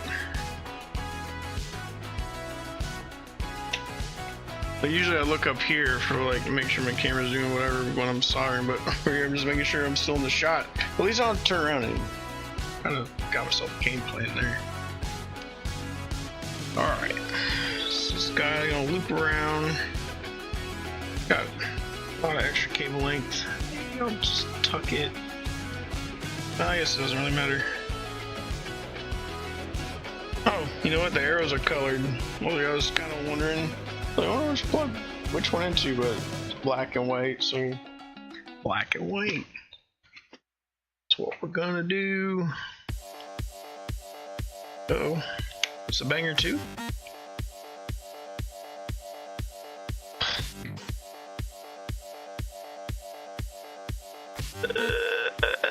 This is not made specifically for this. These wires got some, you have to like work them.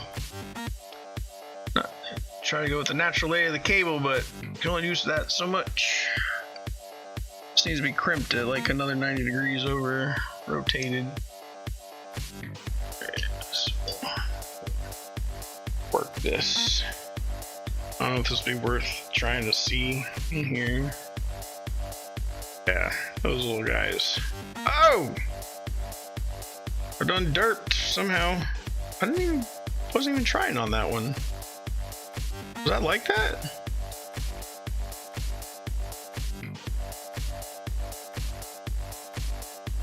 I was going for number 2. Never even tried number 1. I don't think that was me. Might have been me. Probably me. The only guy here. Yeah, straighten out.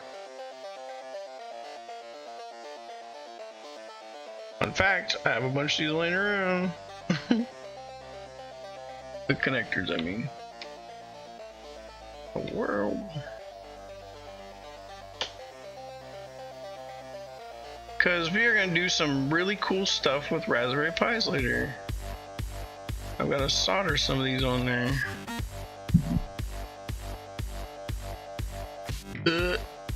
Come on.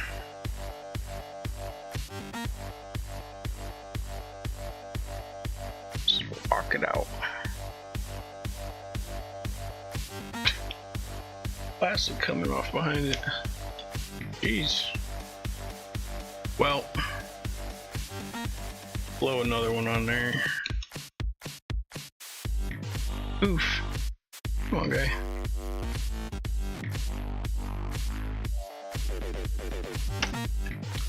I don't think I have a... This has a shield, but I don't know if the screw is captive or not. It is. That'd be good. It's a good idea. Alright, it does have a captive guy on there.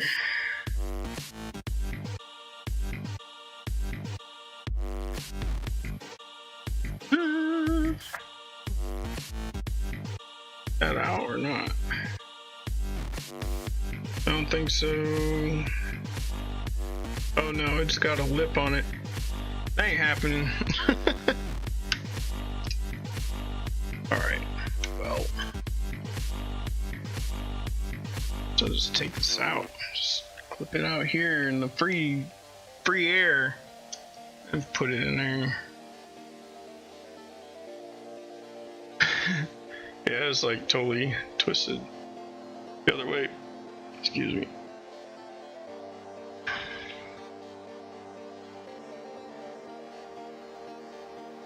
They just click on. That's crazy. So I'm kind of surprised the white one.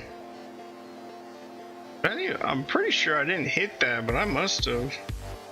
I don't know with what.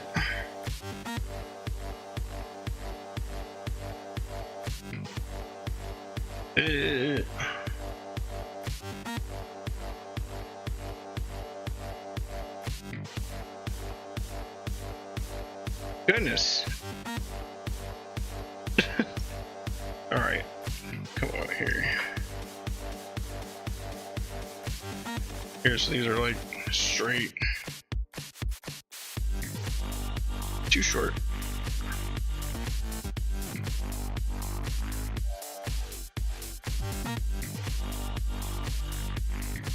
It's really fun was messing with these on cell phones. I have bigger ones, but I don't know if I'll be able to get that to seat or not. Let's see. Will bite properly.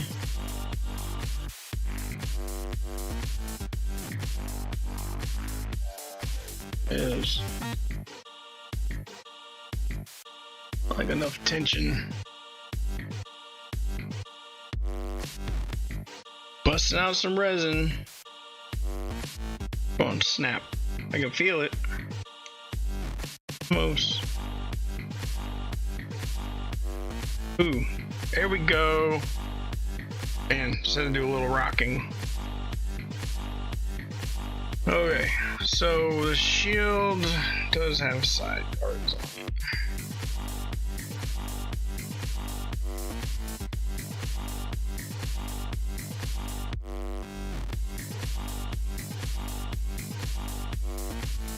Hopefully I can walk this in there without popping those off. Ooh. Oh! I mean, you want to see my hand was in the way. Just as it sat, the black one flew off.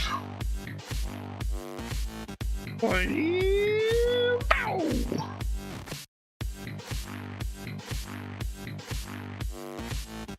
Alright, guy. Well, if I do it this way, I guess it would be open, right?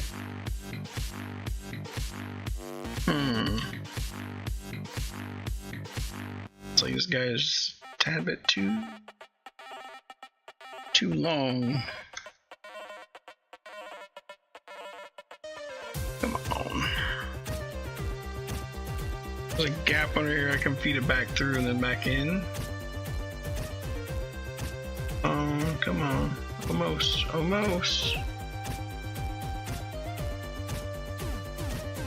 You.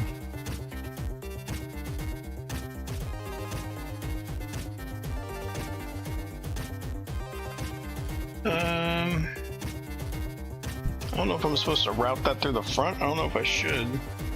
Like the gray one. Gonna be in the way. The button's there.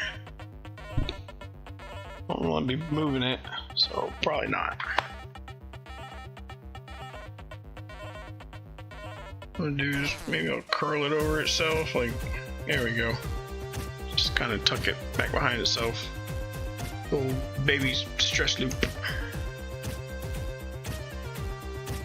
Okay. Alright, we're saved. Well, then get this screw in there. I guess I was in the way too, but... Alright, wish me luck. Come on, click.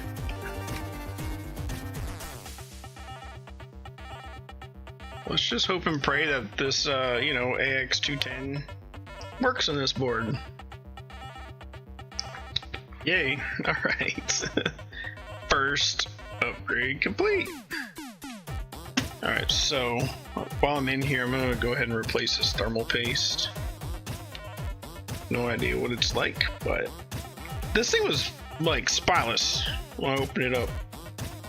So don't even think it was really ever used. The blades look like they have the thinnest haze on there of gray. Alright, so the one, two at.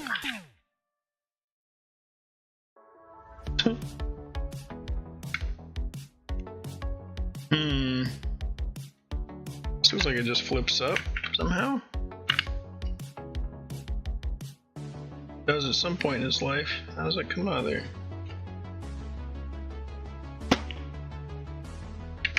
I think it's just gonna be all one thing, so they're only just. And the magnet, this thing is picking up all those little resistor legs that dropped everywhere. 3. So maybe there's only 3. I was thinking there was 4.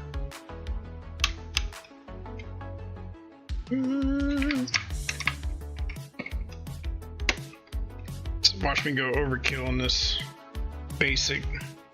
Oh, what guy? Really? Speakers connected to that thing?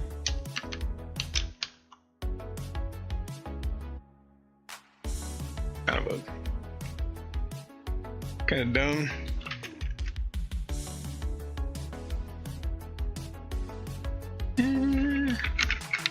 Still feels like it's up here. There we go. Whoa! That is a lot of thermal paste.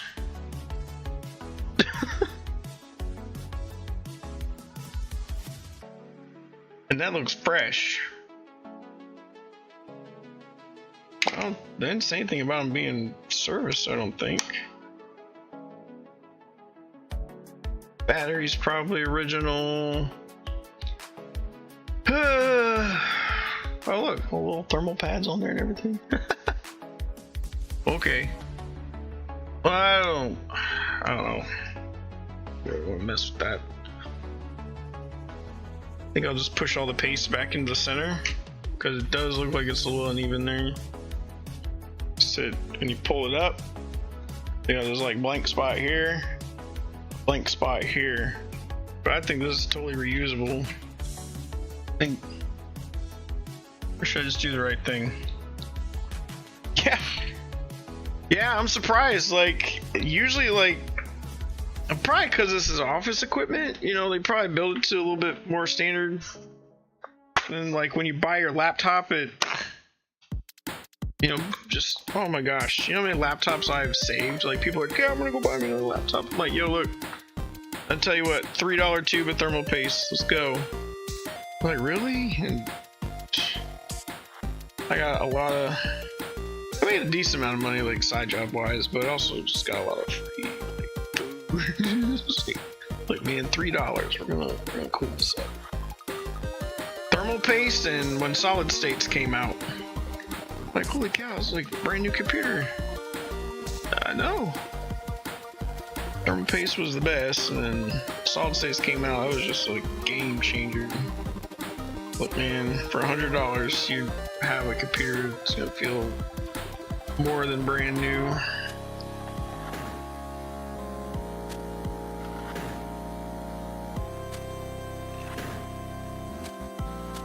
Oh, okay. All right, that has been that has been debunked.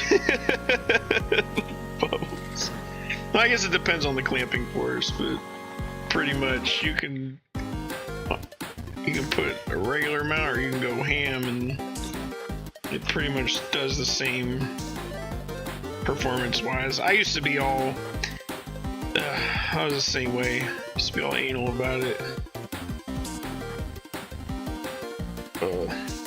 Sorry, I just gotta elbow grease this and just get it off camera, but I will show y'all what I'm about to do here in a second. Just getting the copper clean, but you see how, oh wow, that really shows in the camera. The, like, yeah, I can't like really see that with my eye, but I also got the saturation turned up. I did some stuff to make this look better. One thing is, thermal paste gets About to see me go overkill. We're not doing liquid metal. I have some in here, but that's not the time. But this stuff, hard to clean. So thermal paste remover, and then surface purifier. So it smells like orange oil, because it probably is. Believe me, I used to work in an oil distillation plant. 99% of the world's orange oil came from there. If you smelled oil, tasted oil, cleaned with orange oil, any kind of citrus oil, it most likely came from there. Pretty cool job. I never had to buy laundry detergent. I had the cleanest clothes in the world. And I would just... Look at that.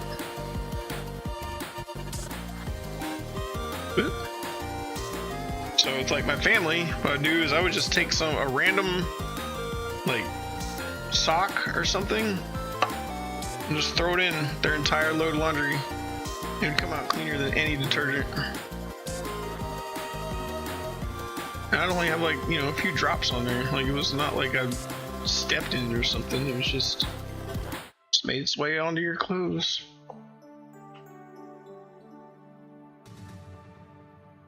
But everything smelled good. My car always smelled good. The house always smelled good. It was pretty cool. Yeah, it just keeps pulling it up, even though it looks like it's clean. It's pretty neat. I mean, I know I got some goop on the side there, but that's beside the point. I don't think you'll ever get it all out, but stuff smells so good.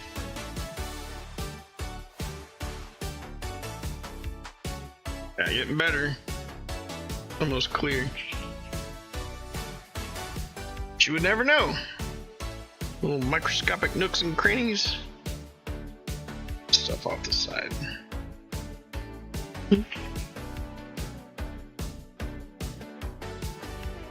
It's the job of the thermal paste.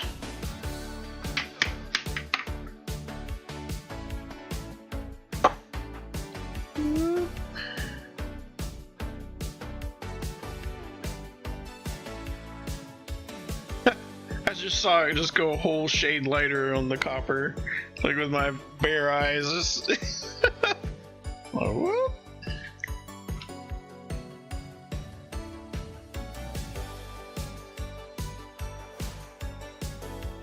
Yeah, man. Stuff's pretty cool.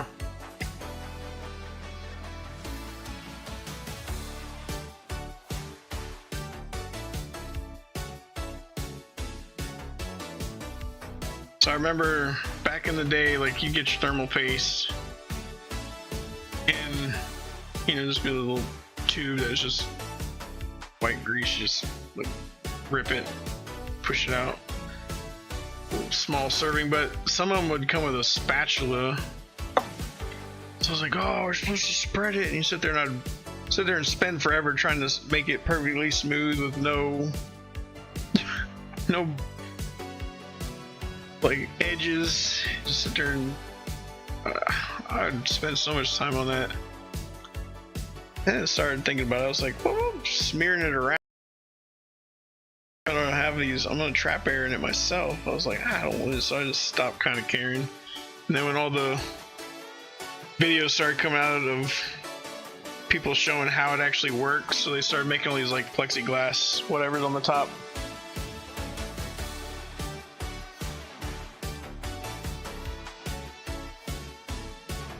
And drives off, right?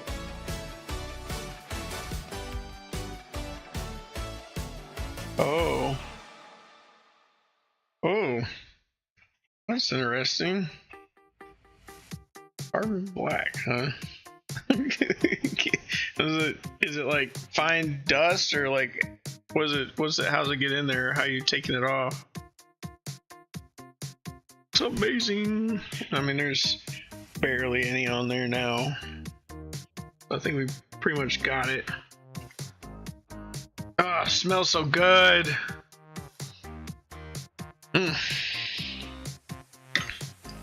Then we just use some purifier.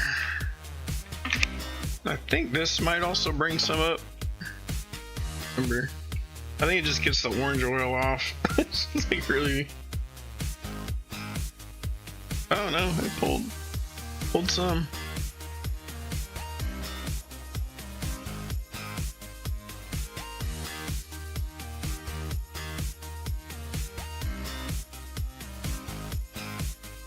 Yeah.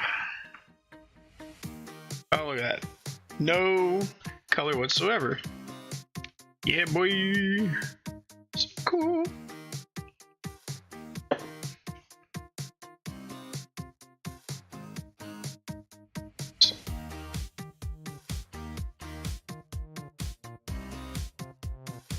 Just a hint. So we'll do it one more time.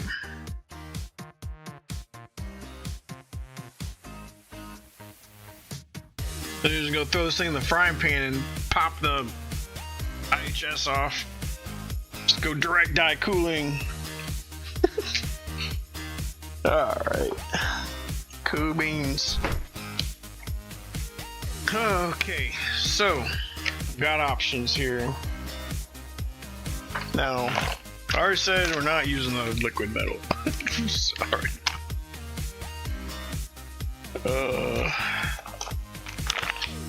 But I don't know why the Ziploc bag is in here. It's just in here, just doing Ziploc bag things. We could go crazy and conformal coat it for no reason. There's nothing really to conformal coat in there. Not doing any phase change or anything. Just because I can. So we've got basic Arctic Silver 5.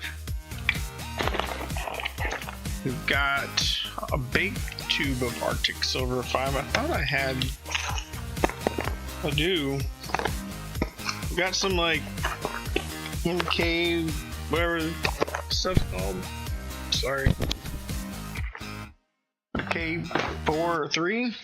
We've also got this crazy Tubothermal Grizzly.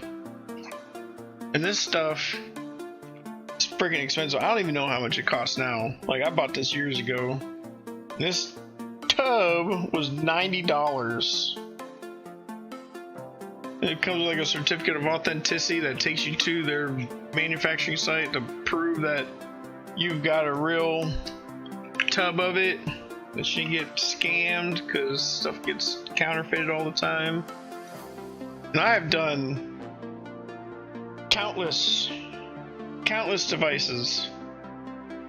I mean, so many laptops and computers and PlayStations and just switches, Nintendo Switches. I mean, and I've like taken none out of it. Yeah, we'll put the good stuff on there just because I can. Plop it on there. Rails. Get it off of the spoon. Come on.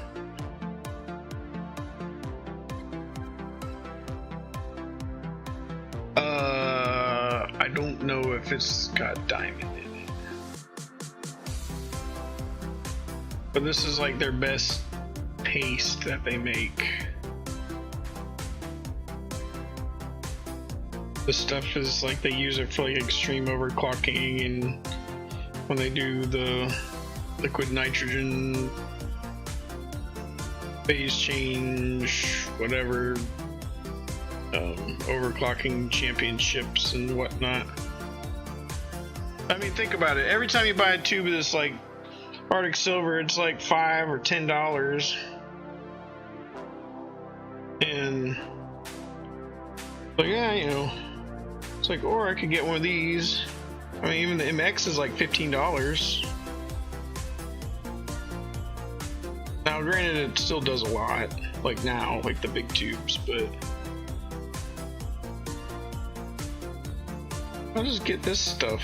It's like I keep, I always end up buying another tube of it anyway. I was like, just get me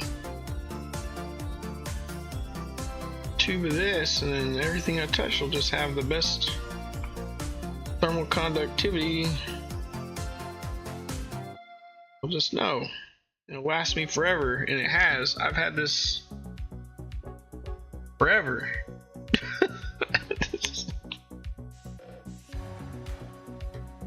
Many years.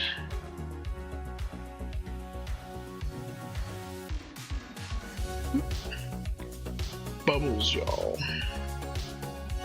It all squishes out anyway. That's what, kind of back to that. When they ended up doing like all the different test patterns and put it under the plexiglass on all these like official processors, and it all smashes out. And then they do all these different tests, see, when they run them, it's like it was negligible in performance and in whatever, unless you just really mess it up. But I mean, when they like overdid it, they also were like putting tons of it on there, and it was squishing out all over the motherboard, and the clamping force, just shoved out what it didn't need.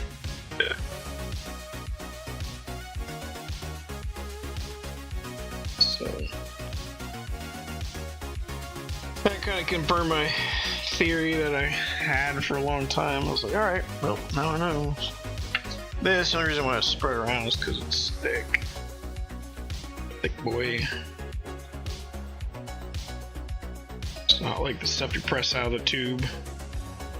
But this won't, I guess this won't like solidify or like lift under phase change or whatever, under liquid nitrogen or something. That's another thing about it.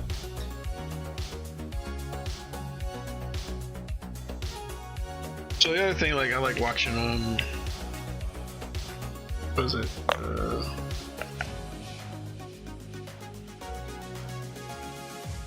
Gamers Nexus.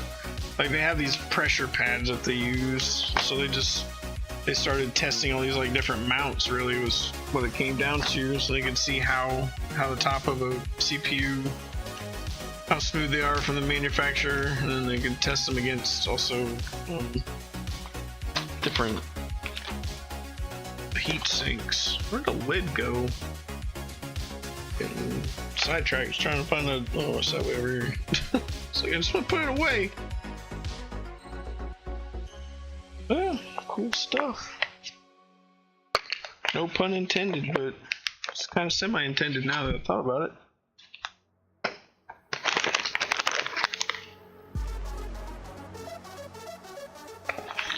Yeah, this Arctic Clean, I forget how I even found out about this. Had it forever too. It only takes like a drop. You saw me using just a drop here, drop there. And every time I've used this stuff, and even before I used this Thermal Grizzly, I was using that.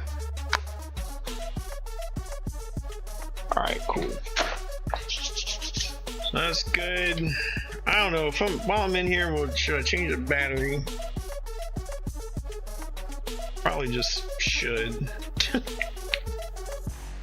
Probably fine.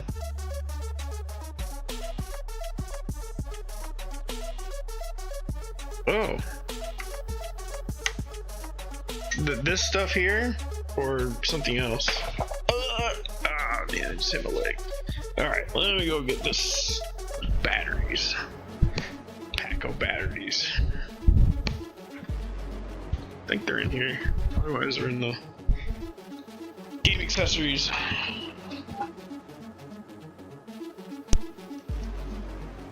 Yeah, I got fresh Duracell in here.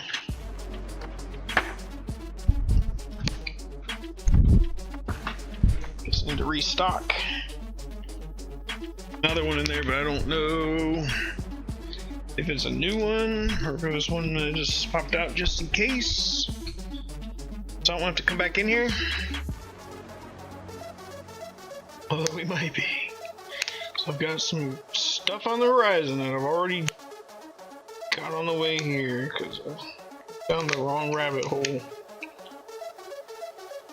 But it's not for me. So it's kind of okay.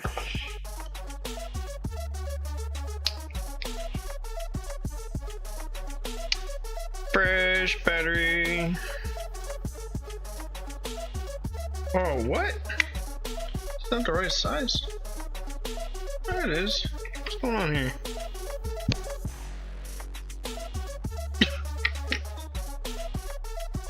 No 2032s. What are we doing? Get in there.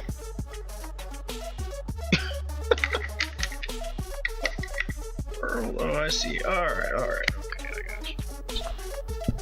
Latch. Goes that way.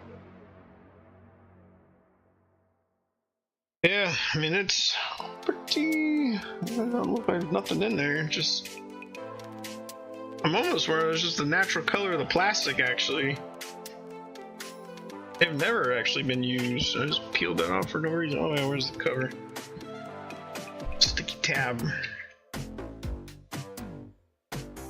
Got some, like, goop on the back.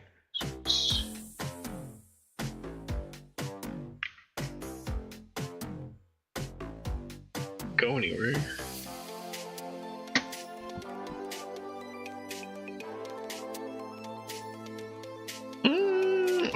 Man.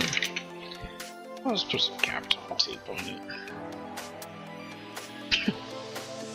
Make sure, I suppose.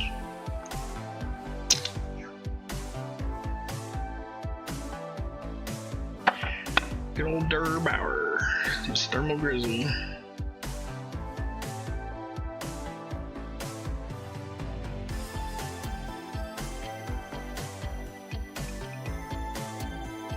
Watch this stuff like lift up in the fan. Start hearing a bunch of buzzing one day. Well, I won't hear it. It'll be in some network closet. Because that's the intention of this thing. So, what I started doing was, you know, I know you remember when we were deployed, like I brought the router out there to go DD work. In fact, I still have that thing. And so we could pick up the what was it, like double the speed of Wi-Fi on the best of days. There was Wi-Fi way down in the base. We were way up on the mountain, and so I put that thing up on the T-wall. We could pick up the signal and we could relay it all the way up to us, and so we could at least like get an email. But also we could all connect our computers and play StarCraft. So, but anyway, DD worked, and then I've tried different things, and now I've landed on open work. So anyways, start open work, use open work on whatever I, you know, where I can use it as a jailbreak. Well, now you can run on an x86 platform and various other platforms, and it's a lot more powerful when it is. And so all the benefits I've gotten out of running open work, learning about open work, is only magnified when you have something that's got more horsepower. Then I've also learned how to done virtualization setups with it. So that's what this guy. I was tired of using a bigger, I'd say, small form factor PC or even a full blown PC. So I found these little guys, and these are like real popular with like the home lab people. So end up with it, and then I started learning about all different accessories. Oh, I just noticed wires underneath that.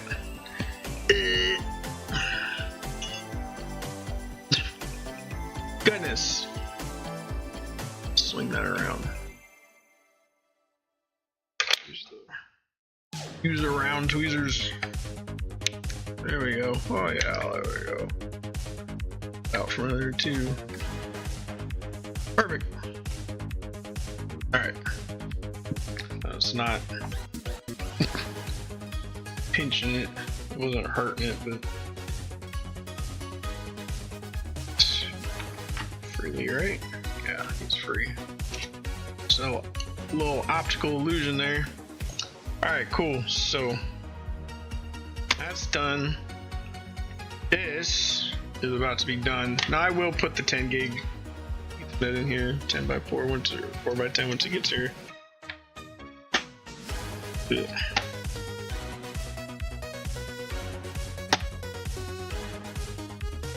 But just for the sake of at least getting it started,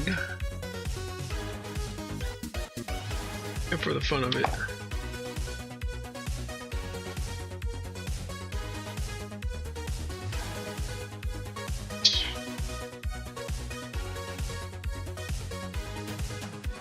so good.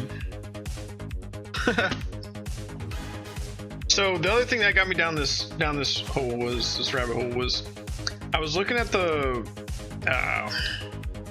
it's called Protect Lee vaults, and the generic ones like the CMMK or something brand, and they are little tiny computers that are just, people just put PF Sense or whatever on their little x86 boxes. They have like, they used to have like Celeron like in something 5100 somethings, and you can get them all the way up to 10th gen i7, like a lot of horsepower for a router.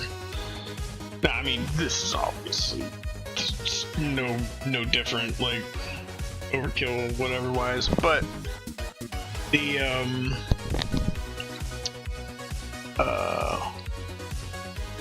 whoops. Well, hopefully I don't stop it, but let's see what happens. Oof.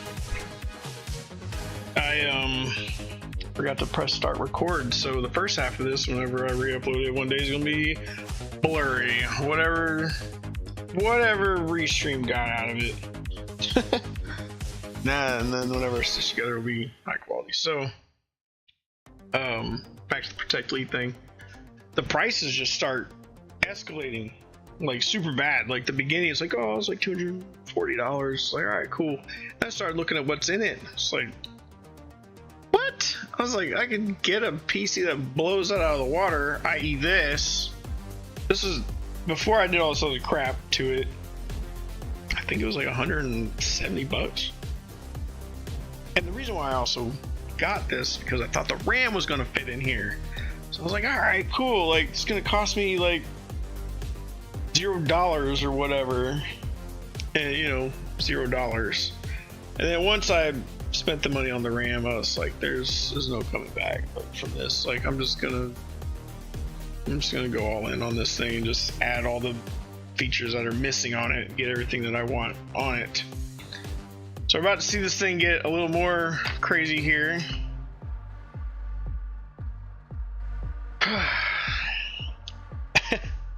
We'll put the RAM in here. We'll put the RAM in, and then we'll talk about what's up there next to it. So I got 32 gig sticks, two 32 gig sticks here. Plenty of room for being ridiculous.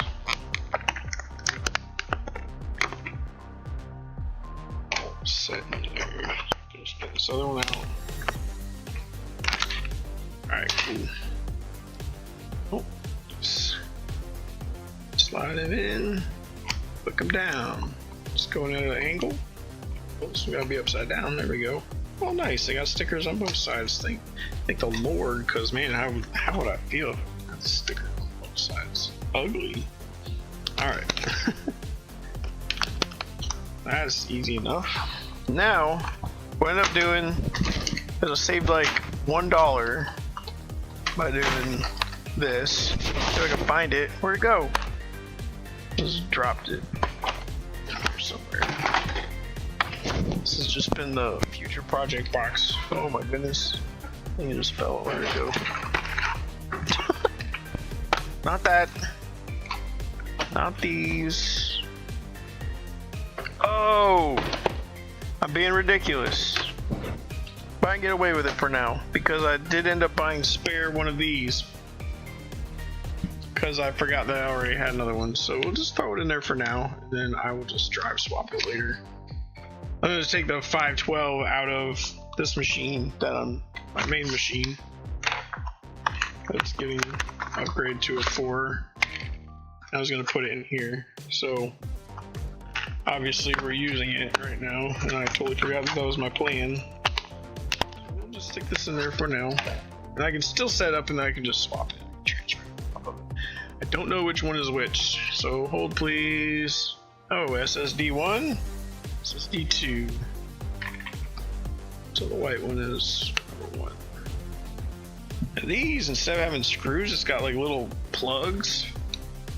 You just pull up, I guess. And same thing. Put this in like a little springboard. Push it down. This little like plug. I don't know how much to trust it, but I guess it'll work. Alright, so this is where it's gonna get crazy. I debated for a long time once I found out I had a second port. It's like, what am I gonna do with this thing? What am I gonna like? Am I gonna put a second drive in there? Like, this is just gonna be a router. It's just gonna be a router. It's like, I'm not gonna need all this extra stuff. And I was like, well, I think I'll end up having an extra 1 terabyte laying around somewhere. So I was like, I'll put a 512. And then I remembered something. It's this little cool doodad, which I don't know if y'all saw it when I first opened this. It fell out of the box, but probably nobody knew what it was. This guy, you get him out of a little package here. It's my fingernails to get that open. But this guy, anybody recognize this? Oh, come on. It is a Coral TPU, dual edge one. I was like, yeah, man. I was like, I'll use that other slot. We'll give this thing some TPU power, right? Well, that went out the window when I realized. Gotta get the microscope over here.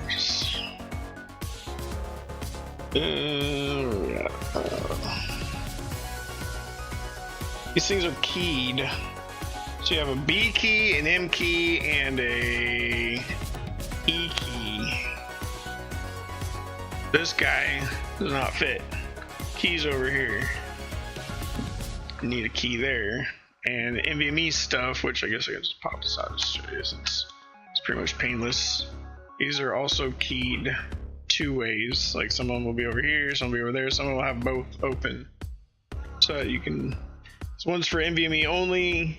One's for SATA, and then the other one is for expansion stuff. I was like, well, I already got the Wi-Fi card. I don't want to take the Wi-Fi card out and put this in its place. And I was like, but it's the same, like, dang thing, right? So I started hunting around, and I found one of these. They make adapters where you can convert whatever key you got to another key, and your mileage may vary on what is compatible. Oh my goodness, can I just get the ziploc open? Thank you. So it's a modular D author. Yeah, dual edge TPU, and they're made by these guys called that was called Magic Fab or something.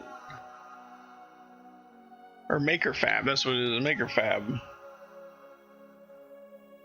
So this is like, I guess the one that has the most like reviews of that actually works. It needs this extra like hardware to like convert and talk to whatever the TPU is doing. So I went ahead and got it, right? It on Amazon they're like $140 or something. I said that can't be right. That doesn't make any sense. That's absolutely not. So I started hunting around, and sure enough, I found their website.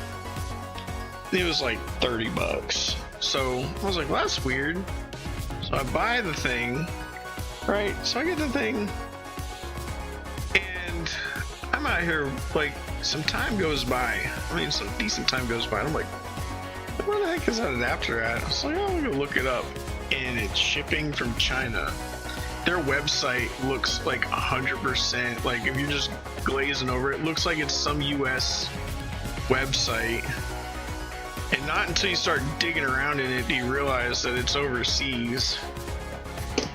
It's like, oh, well, that's what happens with like Amazon and a lot of those other places. Like if you go on AliExpress, like get chips and parts and tools and like all this other junk I buy, it's like $3, you know, or $27 or whatever for the kit. And then you go on Amazon, the same kit's like $182.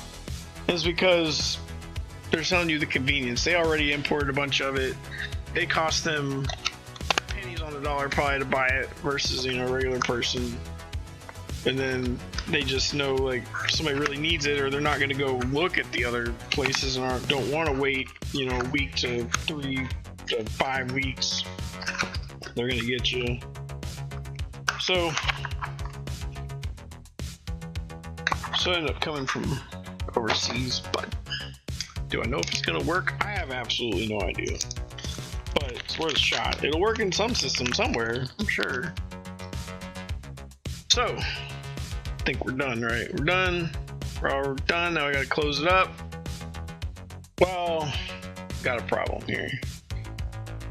That sucker sits too high. It's just... I am building a little like, what is this, 1 liter PC, a little Lenovo Think Station, Think Center. They have two, they're the same name. But it's gonna be a little Proxmox box that has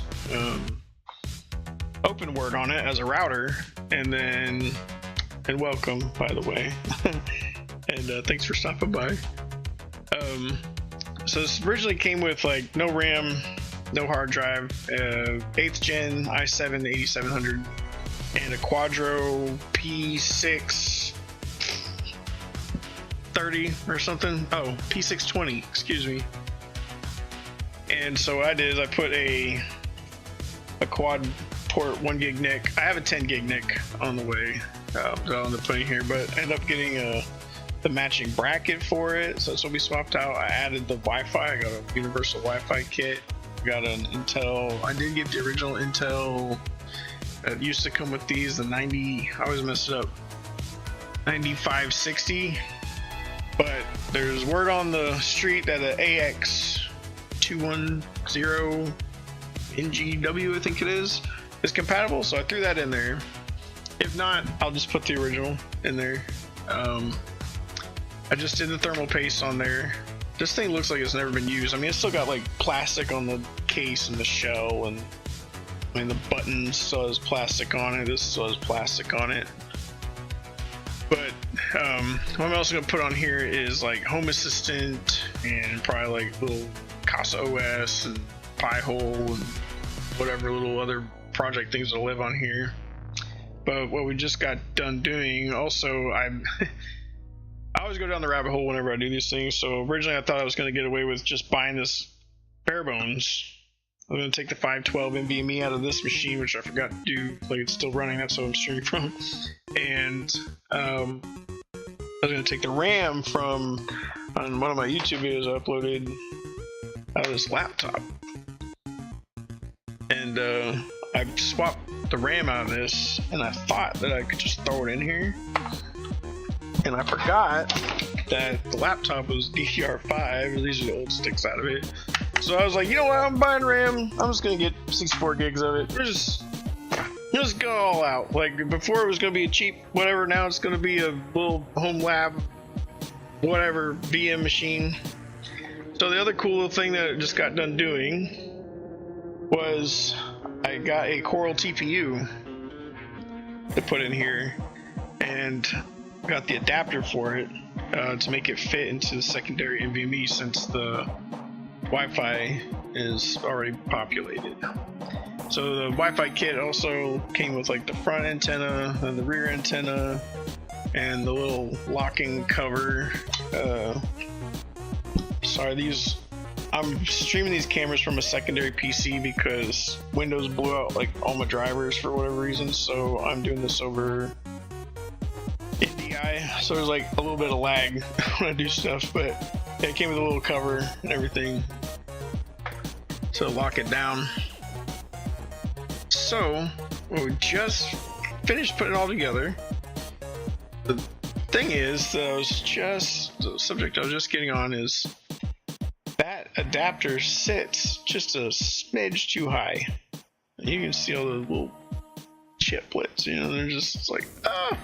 So this cover, I did a little test fitting beforehand, like before I didn't like put it all together. I just eyeballed some stuff, and this sucker, there's no way. Like, there's no way. So two options. I can 3D print something, come up with something, and, you know, have this sit a little higher. That and or, because now we're about to go down the rabbit hole, the even worse rabbit hole than we already thought we were down. Put this cover back on. I don't know how I came across it, but are we hitting? Oh, it's just the network.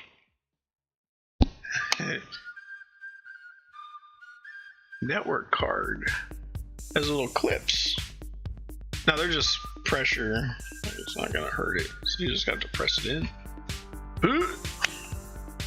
Maybe. Let's press them down. Wow. There we go. Just barely. What in the world? This card was not designed for this, so let's get that out of the way. I've just got a cover for it. Alright, so where's the screw for this? Because we've got Jerry just went down, you know, rabbit hole 5. Like I looked this stuff up like a week just trying to find part numbers and whatnot. Sorry. It's back here. So close it up. So I ended up coming across this next thing, which is just absolutely, like I said, I just get the accessories for everything.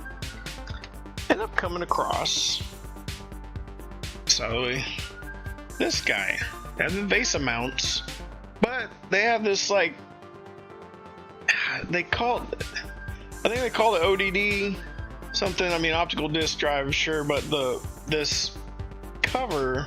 So you can just buy the mount by itself and mount it back on the PC. This cover, it gives you options. So it takes one USB port, and then this particular version gives you 2. This is not meant for this particular chassis. Like there's however many revisions of these, but I wanted the one that gave me extra ports. But this can pop out. You can get this where you can either have it with the DVD drive, DVD, you know, RW, or one that has a sled, so you can put another 2.5-inch drive in there. Like, oh my gosh, like I love this thing. Like, this is awesome. Do I need it? No. Do I want it? Absolutely. It was like $17. But conveniently, this thing has little feet in it. It's got rubber feet all the way around, so this thing like floats in there. But it gives me enough gap to where that little card is gonna be just absolutely a-okay. You'll never see it. Rubber feet do bite pretty hard though. I did test fit this before I got like the other stuff, but it's had different revisions of. Yeah, but once it goes, it goes. This thing got a little slot so you can still see like the serial number and whatnot. And that's what I took out at the beginning. Was those little thumb screws that hold this sucker in there. I mean, it's a little exposed on the bottom, whatever. Like I said, I could 3D print something and just. But I ended up coming across something else. This guy ends up getting one of these. He puts a like 3060 in it, you know, big fat boy in there. Well, I mean, it's you know, way too high. He 3D printed a whole top half shell that goes over it, and he made it where it perfectly fits and screws into it. I was like, oh my goodness, beautiful. I don't think I'll go that extreme with this particular box. Oh, I do thumb screw just over somewhere. This is protected enough. This is gonna live on a network shelf somewhere. And heck, it could be naked. Done it before.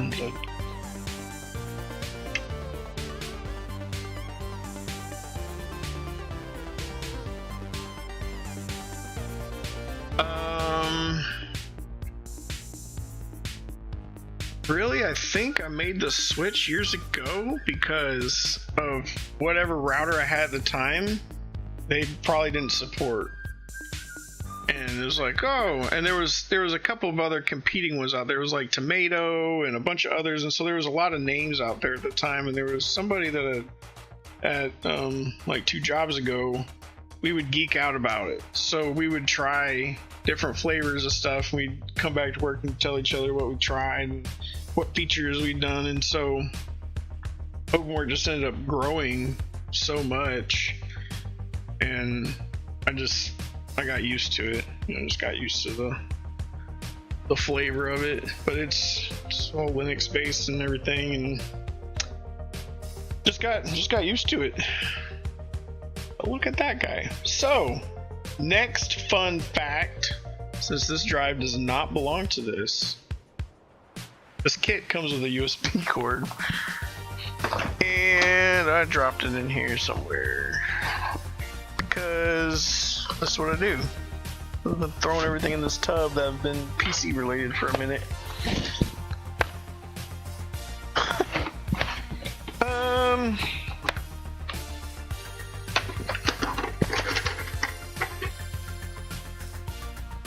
What do I do now? I am a middleware engineer.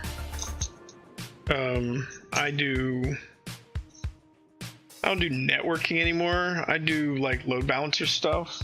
I do a lot of application integration. I do a lot of cloud stuff. So I work with like Azure and AWS, and it's not really my strong suit. Like, I just started this about a year ago.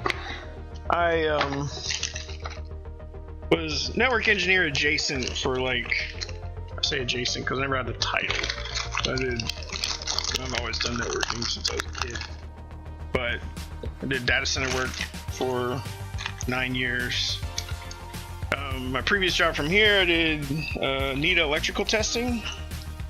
So I've always been, that's why I like my channels, Jerry of all trades. Like, I'm a gearhead. I do construction. I do electronics. I do computers. I do networking. I do soldering. I do, just everything. I just dabble. I love to dabble. I love to learn. This is my problem. This is a good one to have. But with like Atlas here, if you see him in the chat, he and I were we served together in the Marine Corps, and so when I enlisted, we were aviation communication systems technicians. So we were a hybrid MOS, so we had to do everything from power generation, networking, mostly radios, all the way to SATCOM, cryptographics, all that kind of stuff.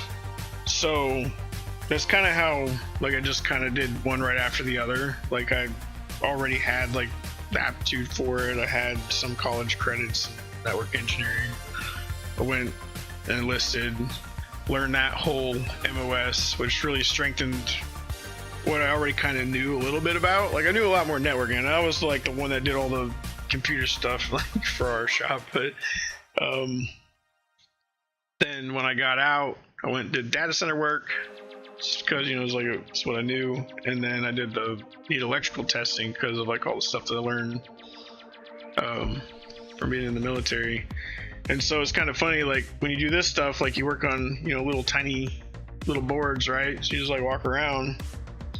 And when I was in NIDA electrical testing, instead of, walking by a capacitor on here or whatever, you would be walking by these like giant battery banks. So you walk, you see a little transformer on here. You can walk inside of a transformer. Like, it was so cool. So it was just, I got to see it, at a different scale. So different voltages, different scale.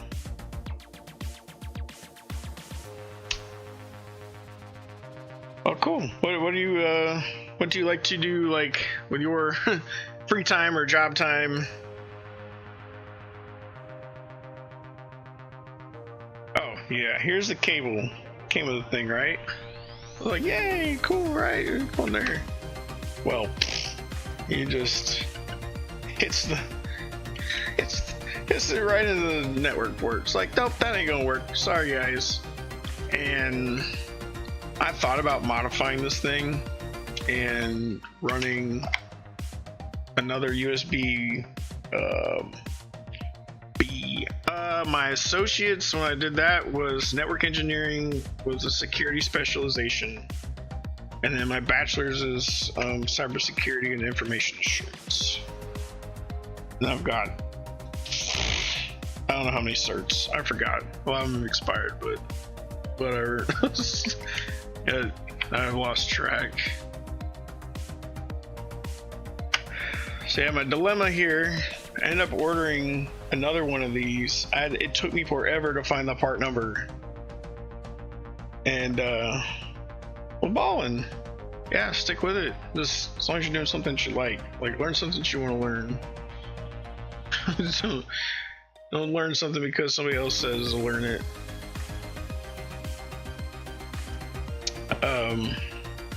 Oh, sorry. I came with this game plan, and I ended up ordering a ton of like different cables and connectors. I came up with a way to route this that I'm pretty satisfied with. Mostly all up until now, where I see where it hits the network port. Derp. So I guess I need to find one that goes this way. Dang, I knew it would pass this one. It's just in front of that. You know, actually, I could put the network cable in and then just plug that back in. It'd sit over it just fine. There's a ton of clearance under it. Yeah, that'd be fine. Alright, so then I end up playing with, I bought a bunch of different right angle, different, they flip flop, whatever. And I came up with side itself here. Oh yeah, man. Little PLC stuff, 3D printing. Yeah, motorcycle. See, the reason why I do not get into motorcycles is because I would be dead. I just want to go fast. I buy something and I modify it. I buy a car, turbos go on it. So if I was to get a motorcycle, it would probably be nitrous or turbo or whatever, and I would be dead. So I know myself well enough to not ever get a motorcycle. Yeah, my dad's always been in motorcycles though. He's had all sorts of, got a Harley now, but he's had all like sorts of different ones like Hondas and Kawasaki's and whatever, and his grandpa had them. Well, this feels so cool to have this like assembled now. That's the guy. The bug always gets you though. So you say, you're just like, I won't modify my daily. It's fine. I won't. It's fine. I've said that I don't know how many times, but I always end up doing it. Oh, sweet. Okay, so the antenna itself does have its own little guy that can bend up. So you can.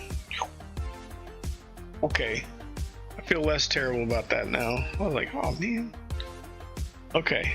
Alright. So yeah. Nice little compact, little all-in-one thing. Oh, did I overdo it? Yes. Will I overdo it again next time? Absolutely. I've already got stuff on the way. This escalated quickly. I was like, alright, well, if I did this, I don't know if y'all want sneak peek or not, but oh yeah, this guy. So then I was like, I'm stuck with this P620, right? How am I gonna put it in another machine with this bracket? And then I found the brackets. Half height, full height. Like, oh, problem solved.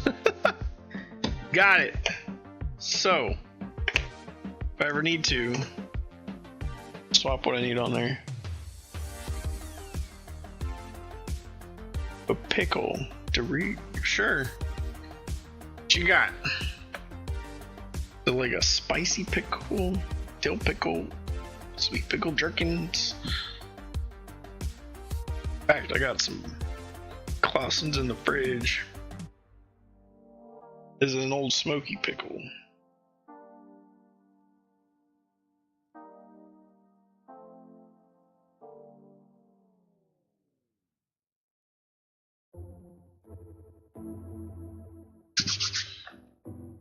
Alright, clean this up, Get me somewhat of my work area back, shall we?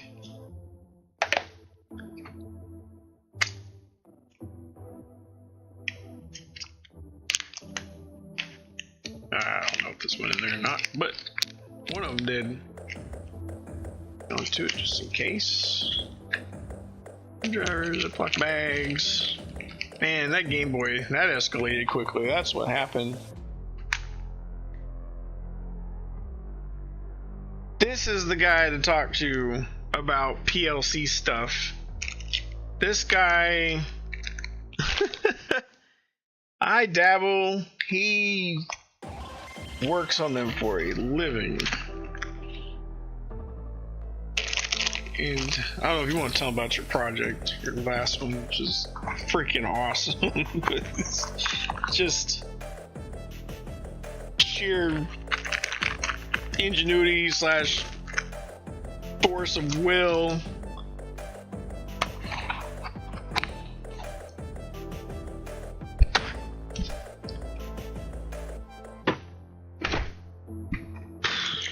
Oh man, so glad to have this together now. Just very, very much excited. Move on to part next. I'm not gonna program this tonight. In fact, I should have been in bed a while ago because I gotta get up super early and I gotta drive for like an hour and whatever. But I do think I'm gonna tackle the next thing because I feel pretty wide awake. This guy.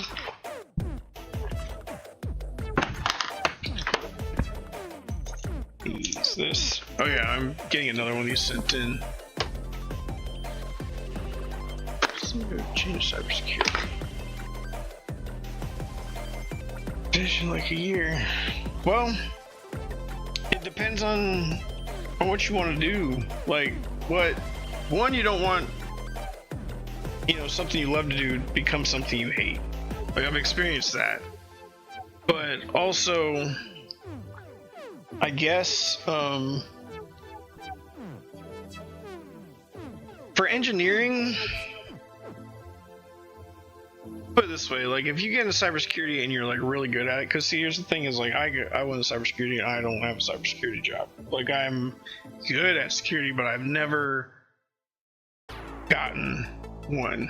And I guess also just kind of put this out there because this was my experience. Like when I was job hunting for this job, and I love my last job, and I love and miss the people that I worked with. Like some of them were on the chat earlier. Like we still hang out. Like we're super tight. Mostly I think because most of us are military, so we had that same camaraderie, and the other branches and offices didn't. Like we work together, travel together, eat every meal together, whatever, and then we get home and hang out with each other.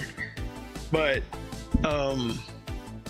just saying, for getting this job, the reason why I left was like physical stuff. Like my health wasn't doing great, and my doctors were like, yo, you need to quit all the travel.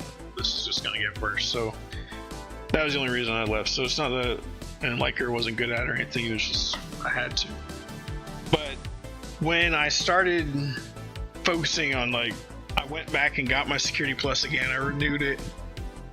I started practicing for other certs again, like CISSP, and I had some other stuff left over that I still had vouchers for and everything. I was like, I'm gonna go get my cloud one again. I'm gonna go get, all this other stuff. And what happened,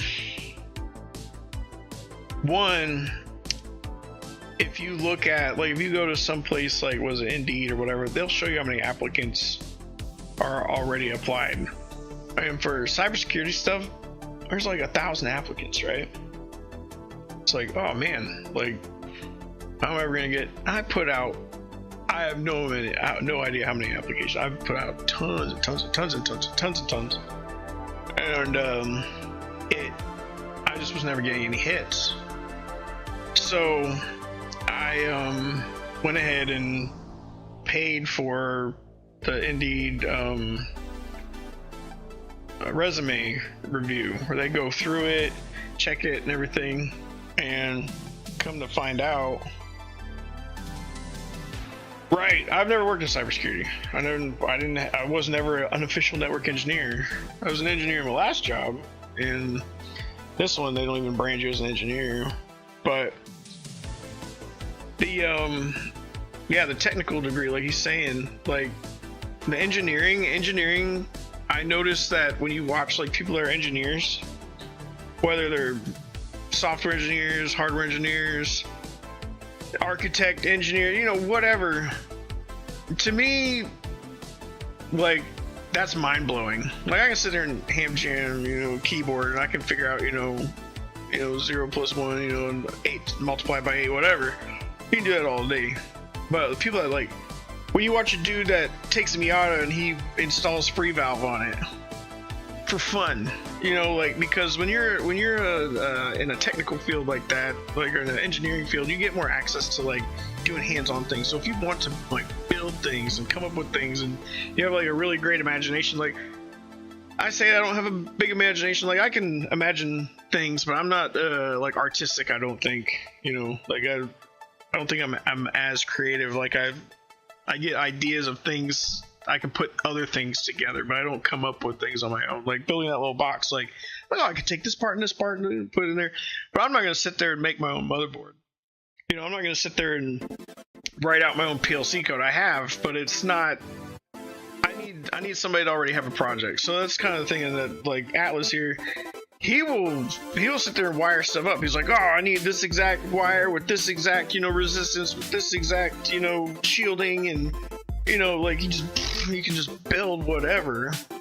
And like me, like, I could take something that's already like assembled and something that's assembled over here and just do it. But back to the job thing, the hunting. If you're trying to get into the computer field, information technology field, cybersecurity field, whatever, it's a lot more crowded now. And it was like super hard to like land this. Well, then I went and got the resume thing checked out, and they ran it through they have these systems. I guess most companies use them now, but it's all automated. It's not AI, but it's, you know, algorithmic or whatever. And mine, the way I had stuff that was tabled and whatever, when they showed me the output, it was complete garbage. I had like no whole sentences, some fonts to be bigger over here, stuff. It was just splatter. And they're like, this is what's happening, so the system's automatically, you know, throwing them away. So once I had them correct that, and they gave me a new template with my same information, and they prettied it up, and also paid for somebody to read it and like talk to you about it. So they recorded like a 15-minute video and they walked through everything.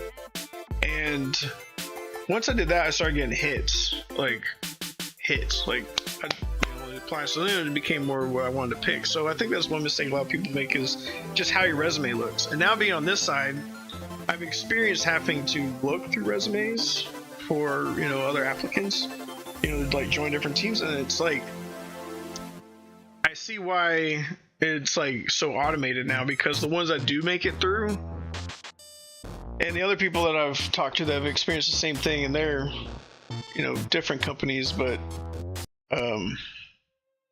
much higher up that would be, and so they deal with that kind of stuff all the time, applications.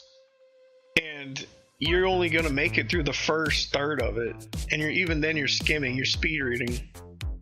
So what one, I did cover letter, like I just wrote about like how you said, like, this is the kind of stuff I like, right? Like you just said you had all these interests and all that, and I wrote up like all the stuff I just told you about. I talk about like how I like working on cars, how I like in the military when, like, I mean, you know, Alice probably remembers, but I have a system that I designed that I came up with. You know, like I said, I took other tools like software stuff, hardware stuff. I went and pinned out all these different cables, and I recovered millions and millions of dollars worth of hardware. Like, my name is on official documentation around the world on how to repair these $50,000 radios, like step by step. It's all my diagrams, all my paperwork, all my instructions. Like, even the vendor who made the radio couldn't figure out how to fix it.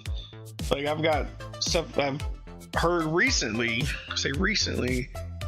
from people that still are either in or know people that are in, that I have stuff that automatically recovers systems that fail. And I used to get calls from people that were deployed on sat phones, you know, like, so I wrote all that stuff in there. I was like, hey, this is the I love me letter, you know, this is the cool stuff I came up with, this is the things that I enjoy. I like working on, you know, retro consoles, I like soldering, I like, you know, whatever, to show that I may not have the experience, you know, whatever I'm trying to fill, but I have the aptitude to learn whatever it is that you guys are going to be doing.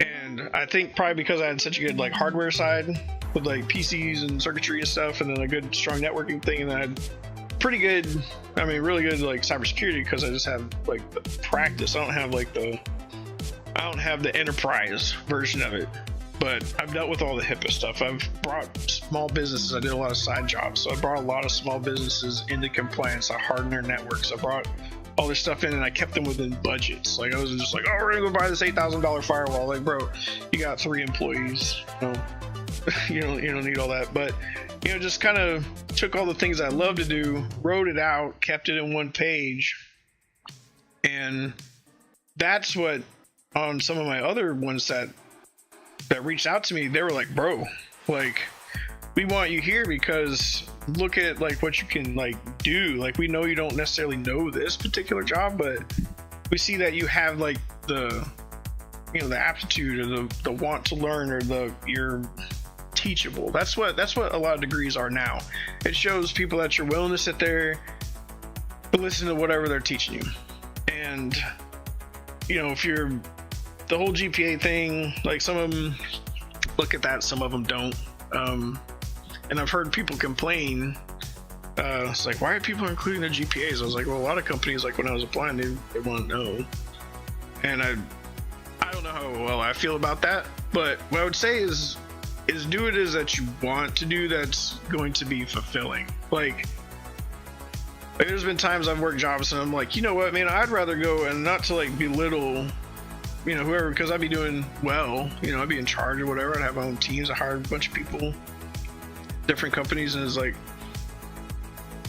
I would rather just go be a greeter at like Walmart or something. Like, if you get to the point to where you can't deal with the people, or the job becomes monotonous and like you just feel like brain dead and stuff, that's not how you want to spend 20, 30, 40 years doing. So I'd say find something that you want to do, you know, like if engineering, like, I wish I had like that gift, you know, like I wish I could like weld, and I could, you know, like my soldering is jank. You see this, I mean, I've got shaky hands, so I mean, I can't really super help it, but like when Alice tells me the stuff that he makes, like this guy just, you know, I think engineering opens up a bigger door. And if you're at the beginning, like, and you're already kind of considering it, I wouldn't jump straight to cybersecurity.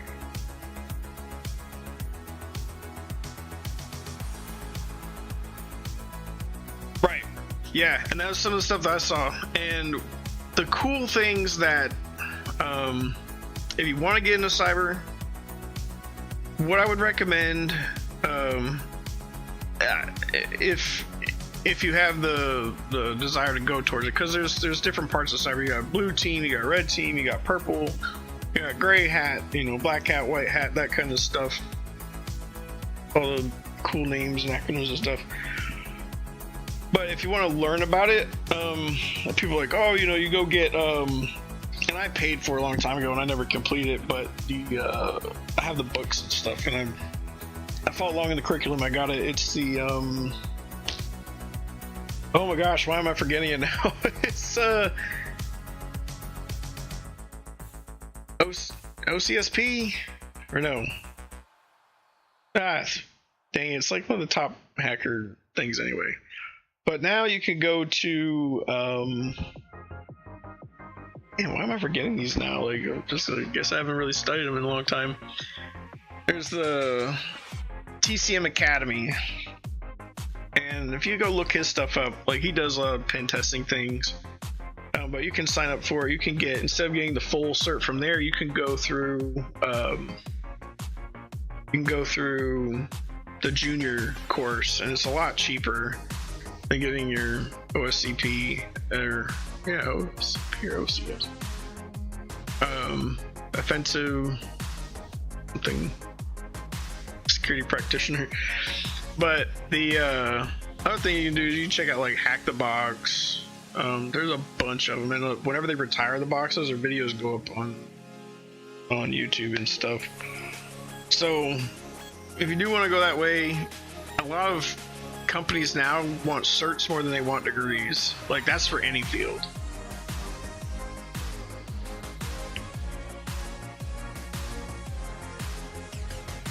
Yeah, I mean, I feel you on that. I mean, you got like, have you studied like A+, Network Plus, Security Plus, Linux Plus? Security Plus is up there. A+ and Net Plus are usually what you start out at, and then I'd kind of hit up Linux Plus. Yeah, the CompTIA stuff is pretty popular. Security Plus, when you decide you want to get like heavy with it, because it's changed. I've taken it 2 times now, and it weights differently, and the stuff that you used to study for has changed. And I figured I knew I could remember most of it, but I went and I crammed for like 2 days or something. I mean, like, no sleep, just coffee and cramming. And I walked into that test area, walked in there and lock all your stuff away, whatever, and I went and sat down, and nothing I had studied was on that test. Not a single thing. It's all like situational, and that's how a lot of these certifications are becoming. Is it's not what the right answer is, but what's the best answer.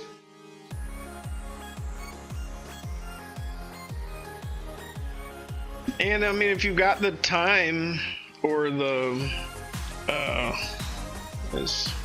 sticker from G-Skill stabbed me in the leg. Got the time, if you could do it or you can afford it, do an internship. A lot of like places that are like cybersecurity will do internship before you become like a junior security whatever. So those are, yeah, companies will do certs way more than degrees, because certifications, here's the thing, is like, I worked with people that, they got an associates in computer networking, and this was,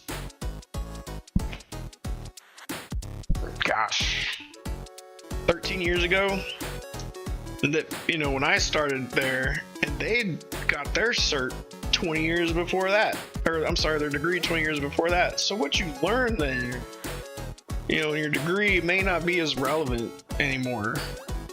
Certifications require you to keep up with whatever the current industry standard is. Testing methodologies, acronyms, best practices, situations. Like I said, that Security Plus was, to me, was my questions, at least the ones I got, were on my second go around. Like, I got it, I passed it both times. I'm saying I passed it, let it expire. The other thing, side note, with CompTIA, and a lot of other certs will do this, if you continue and get more certs, you get another credit, you can go back to the institute and you can submit the proof or whatever, and they'll renew all your other ones. So then you don't have to go back and retake it every 3 years. Like, they'll just renew it. And there used to be some of them that were stacked so much that they were like lifetime or something, but they don't do that anymore. A lot of them don't do that anymore. But yeah, I did. So I let all mine expire because I didn't think I was ever coming back to IT. But here I am. And the reason why I also applied for this particular one for middleware, this was like the one thing I didn't know. I mean, the one thing, obviously I'm not a DBA either, I'm not a database person. not a super strong experience with that. All that stuff has been project things. Like when I learned all my database things was when I would run private World of Warcraft servers back in the day. Like I learned all my SQL and all that other trash back then, and so I got the concept down. Like I get the gist, and that's what, as long as you're flexible, that's kind of thing. It's like get into the work, you can get into the workforce, be flexible, just end up doing a lot of things you don't want to do, but also don't let people walk all over you. That's another thing. Like 2 jobs ago, they try to pull some shenanigans and people would give in, and I was like, no, look, man, like you get paid every penny you're worth. Like they go clock out and then run back in and see them working again. I was like, what are you doing? They're like, oh, time's up, but I gotta finish this. So I was like, absolutely not. I was like, you get out of here, I'm gonna report you. Like, oh, but I gotta finish this or the boss is gonna be mad. And I said, you're gonna get fired one day when a lawsuit happens or something, because you're working off the clock. But they expected you to do stuff and get it done, but they never give you enough time to do it. And so I called management and senior management out on it all the time. So don't let people walk all over you just so that you can get a job or get paid or whatever. Like that's just not. I used to, man. I think that's why I didn't get promoted there, is because I stood up to him all the time. I was the hardest worker there. I had the highest KPIs usually, and every other kind of metric, but I wouldn't let them pull their shenanigans. So they didn't like that. At least senior management didn't like that. But yeah, don't get rolled over for nothing. Like, get paid what you're worth. And companies can afford it. And they're like, oh man, we don't have enough money for.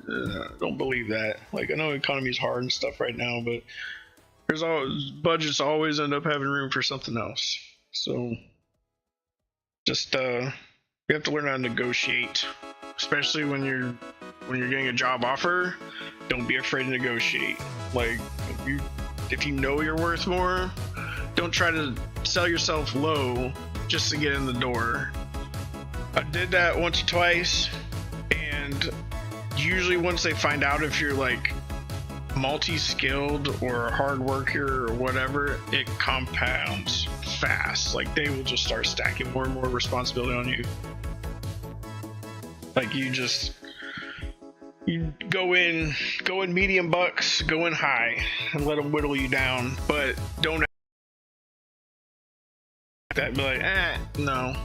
I did that on my last 2 jobs, well, 3 jobs.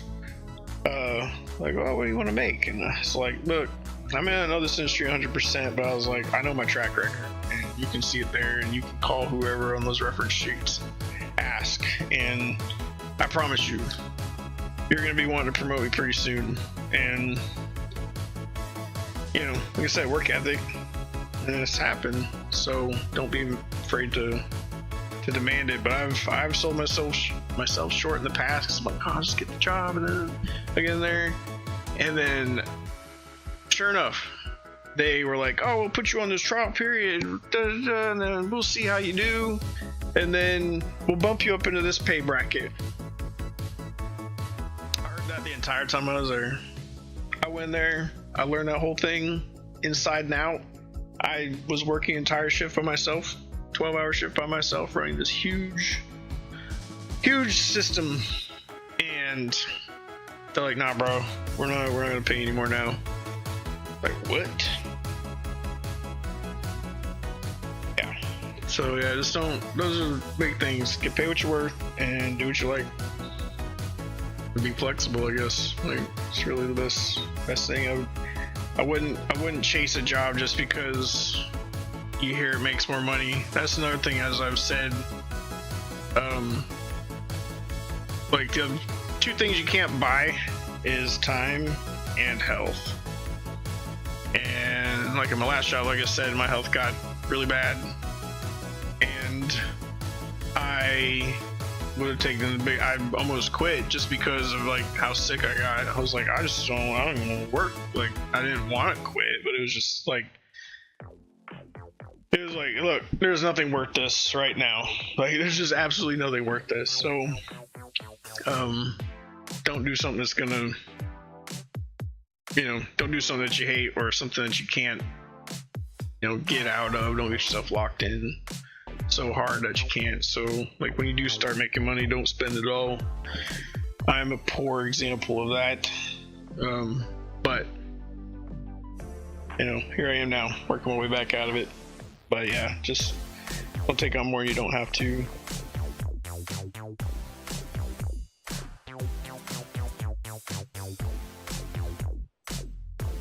Ugh. Speaking of work, gotta get up early tomorrow. Still gotta travel somewhere. So, but that's it, everybody. I think that's all my projects for tonight. Got my little server box built. Still, I mean, I gotta swap out some parts now, but at least we can get the experience over with. Clean up around here. I gotta get up in a few hours and travel, and then I've got a long day. Got a full day event gotta do, and I gotta travel another like hour and a half. And then after that, I gotta travel another thing, and then I gotta be in the office first thing.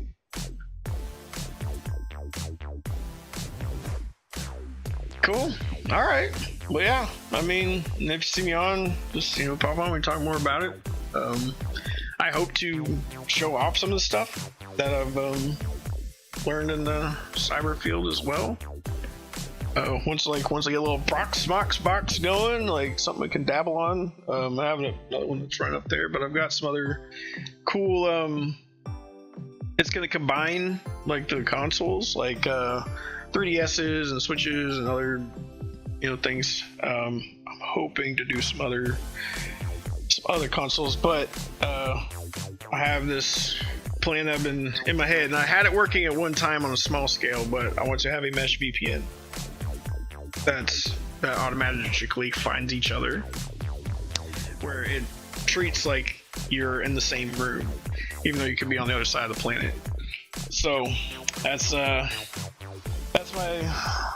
big plan. So start working on that together. I think y'all like to see it. I'll be using WireGuard, VPNs, and all sorts of networking voodoo. Like I said, I had it run at one point.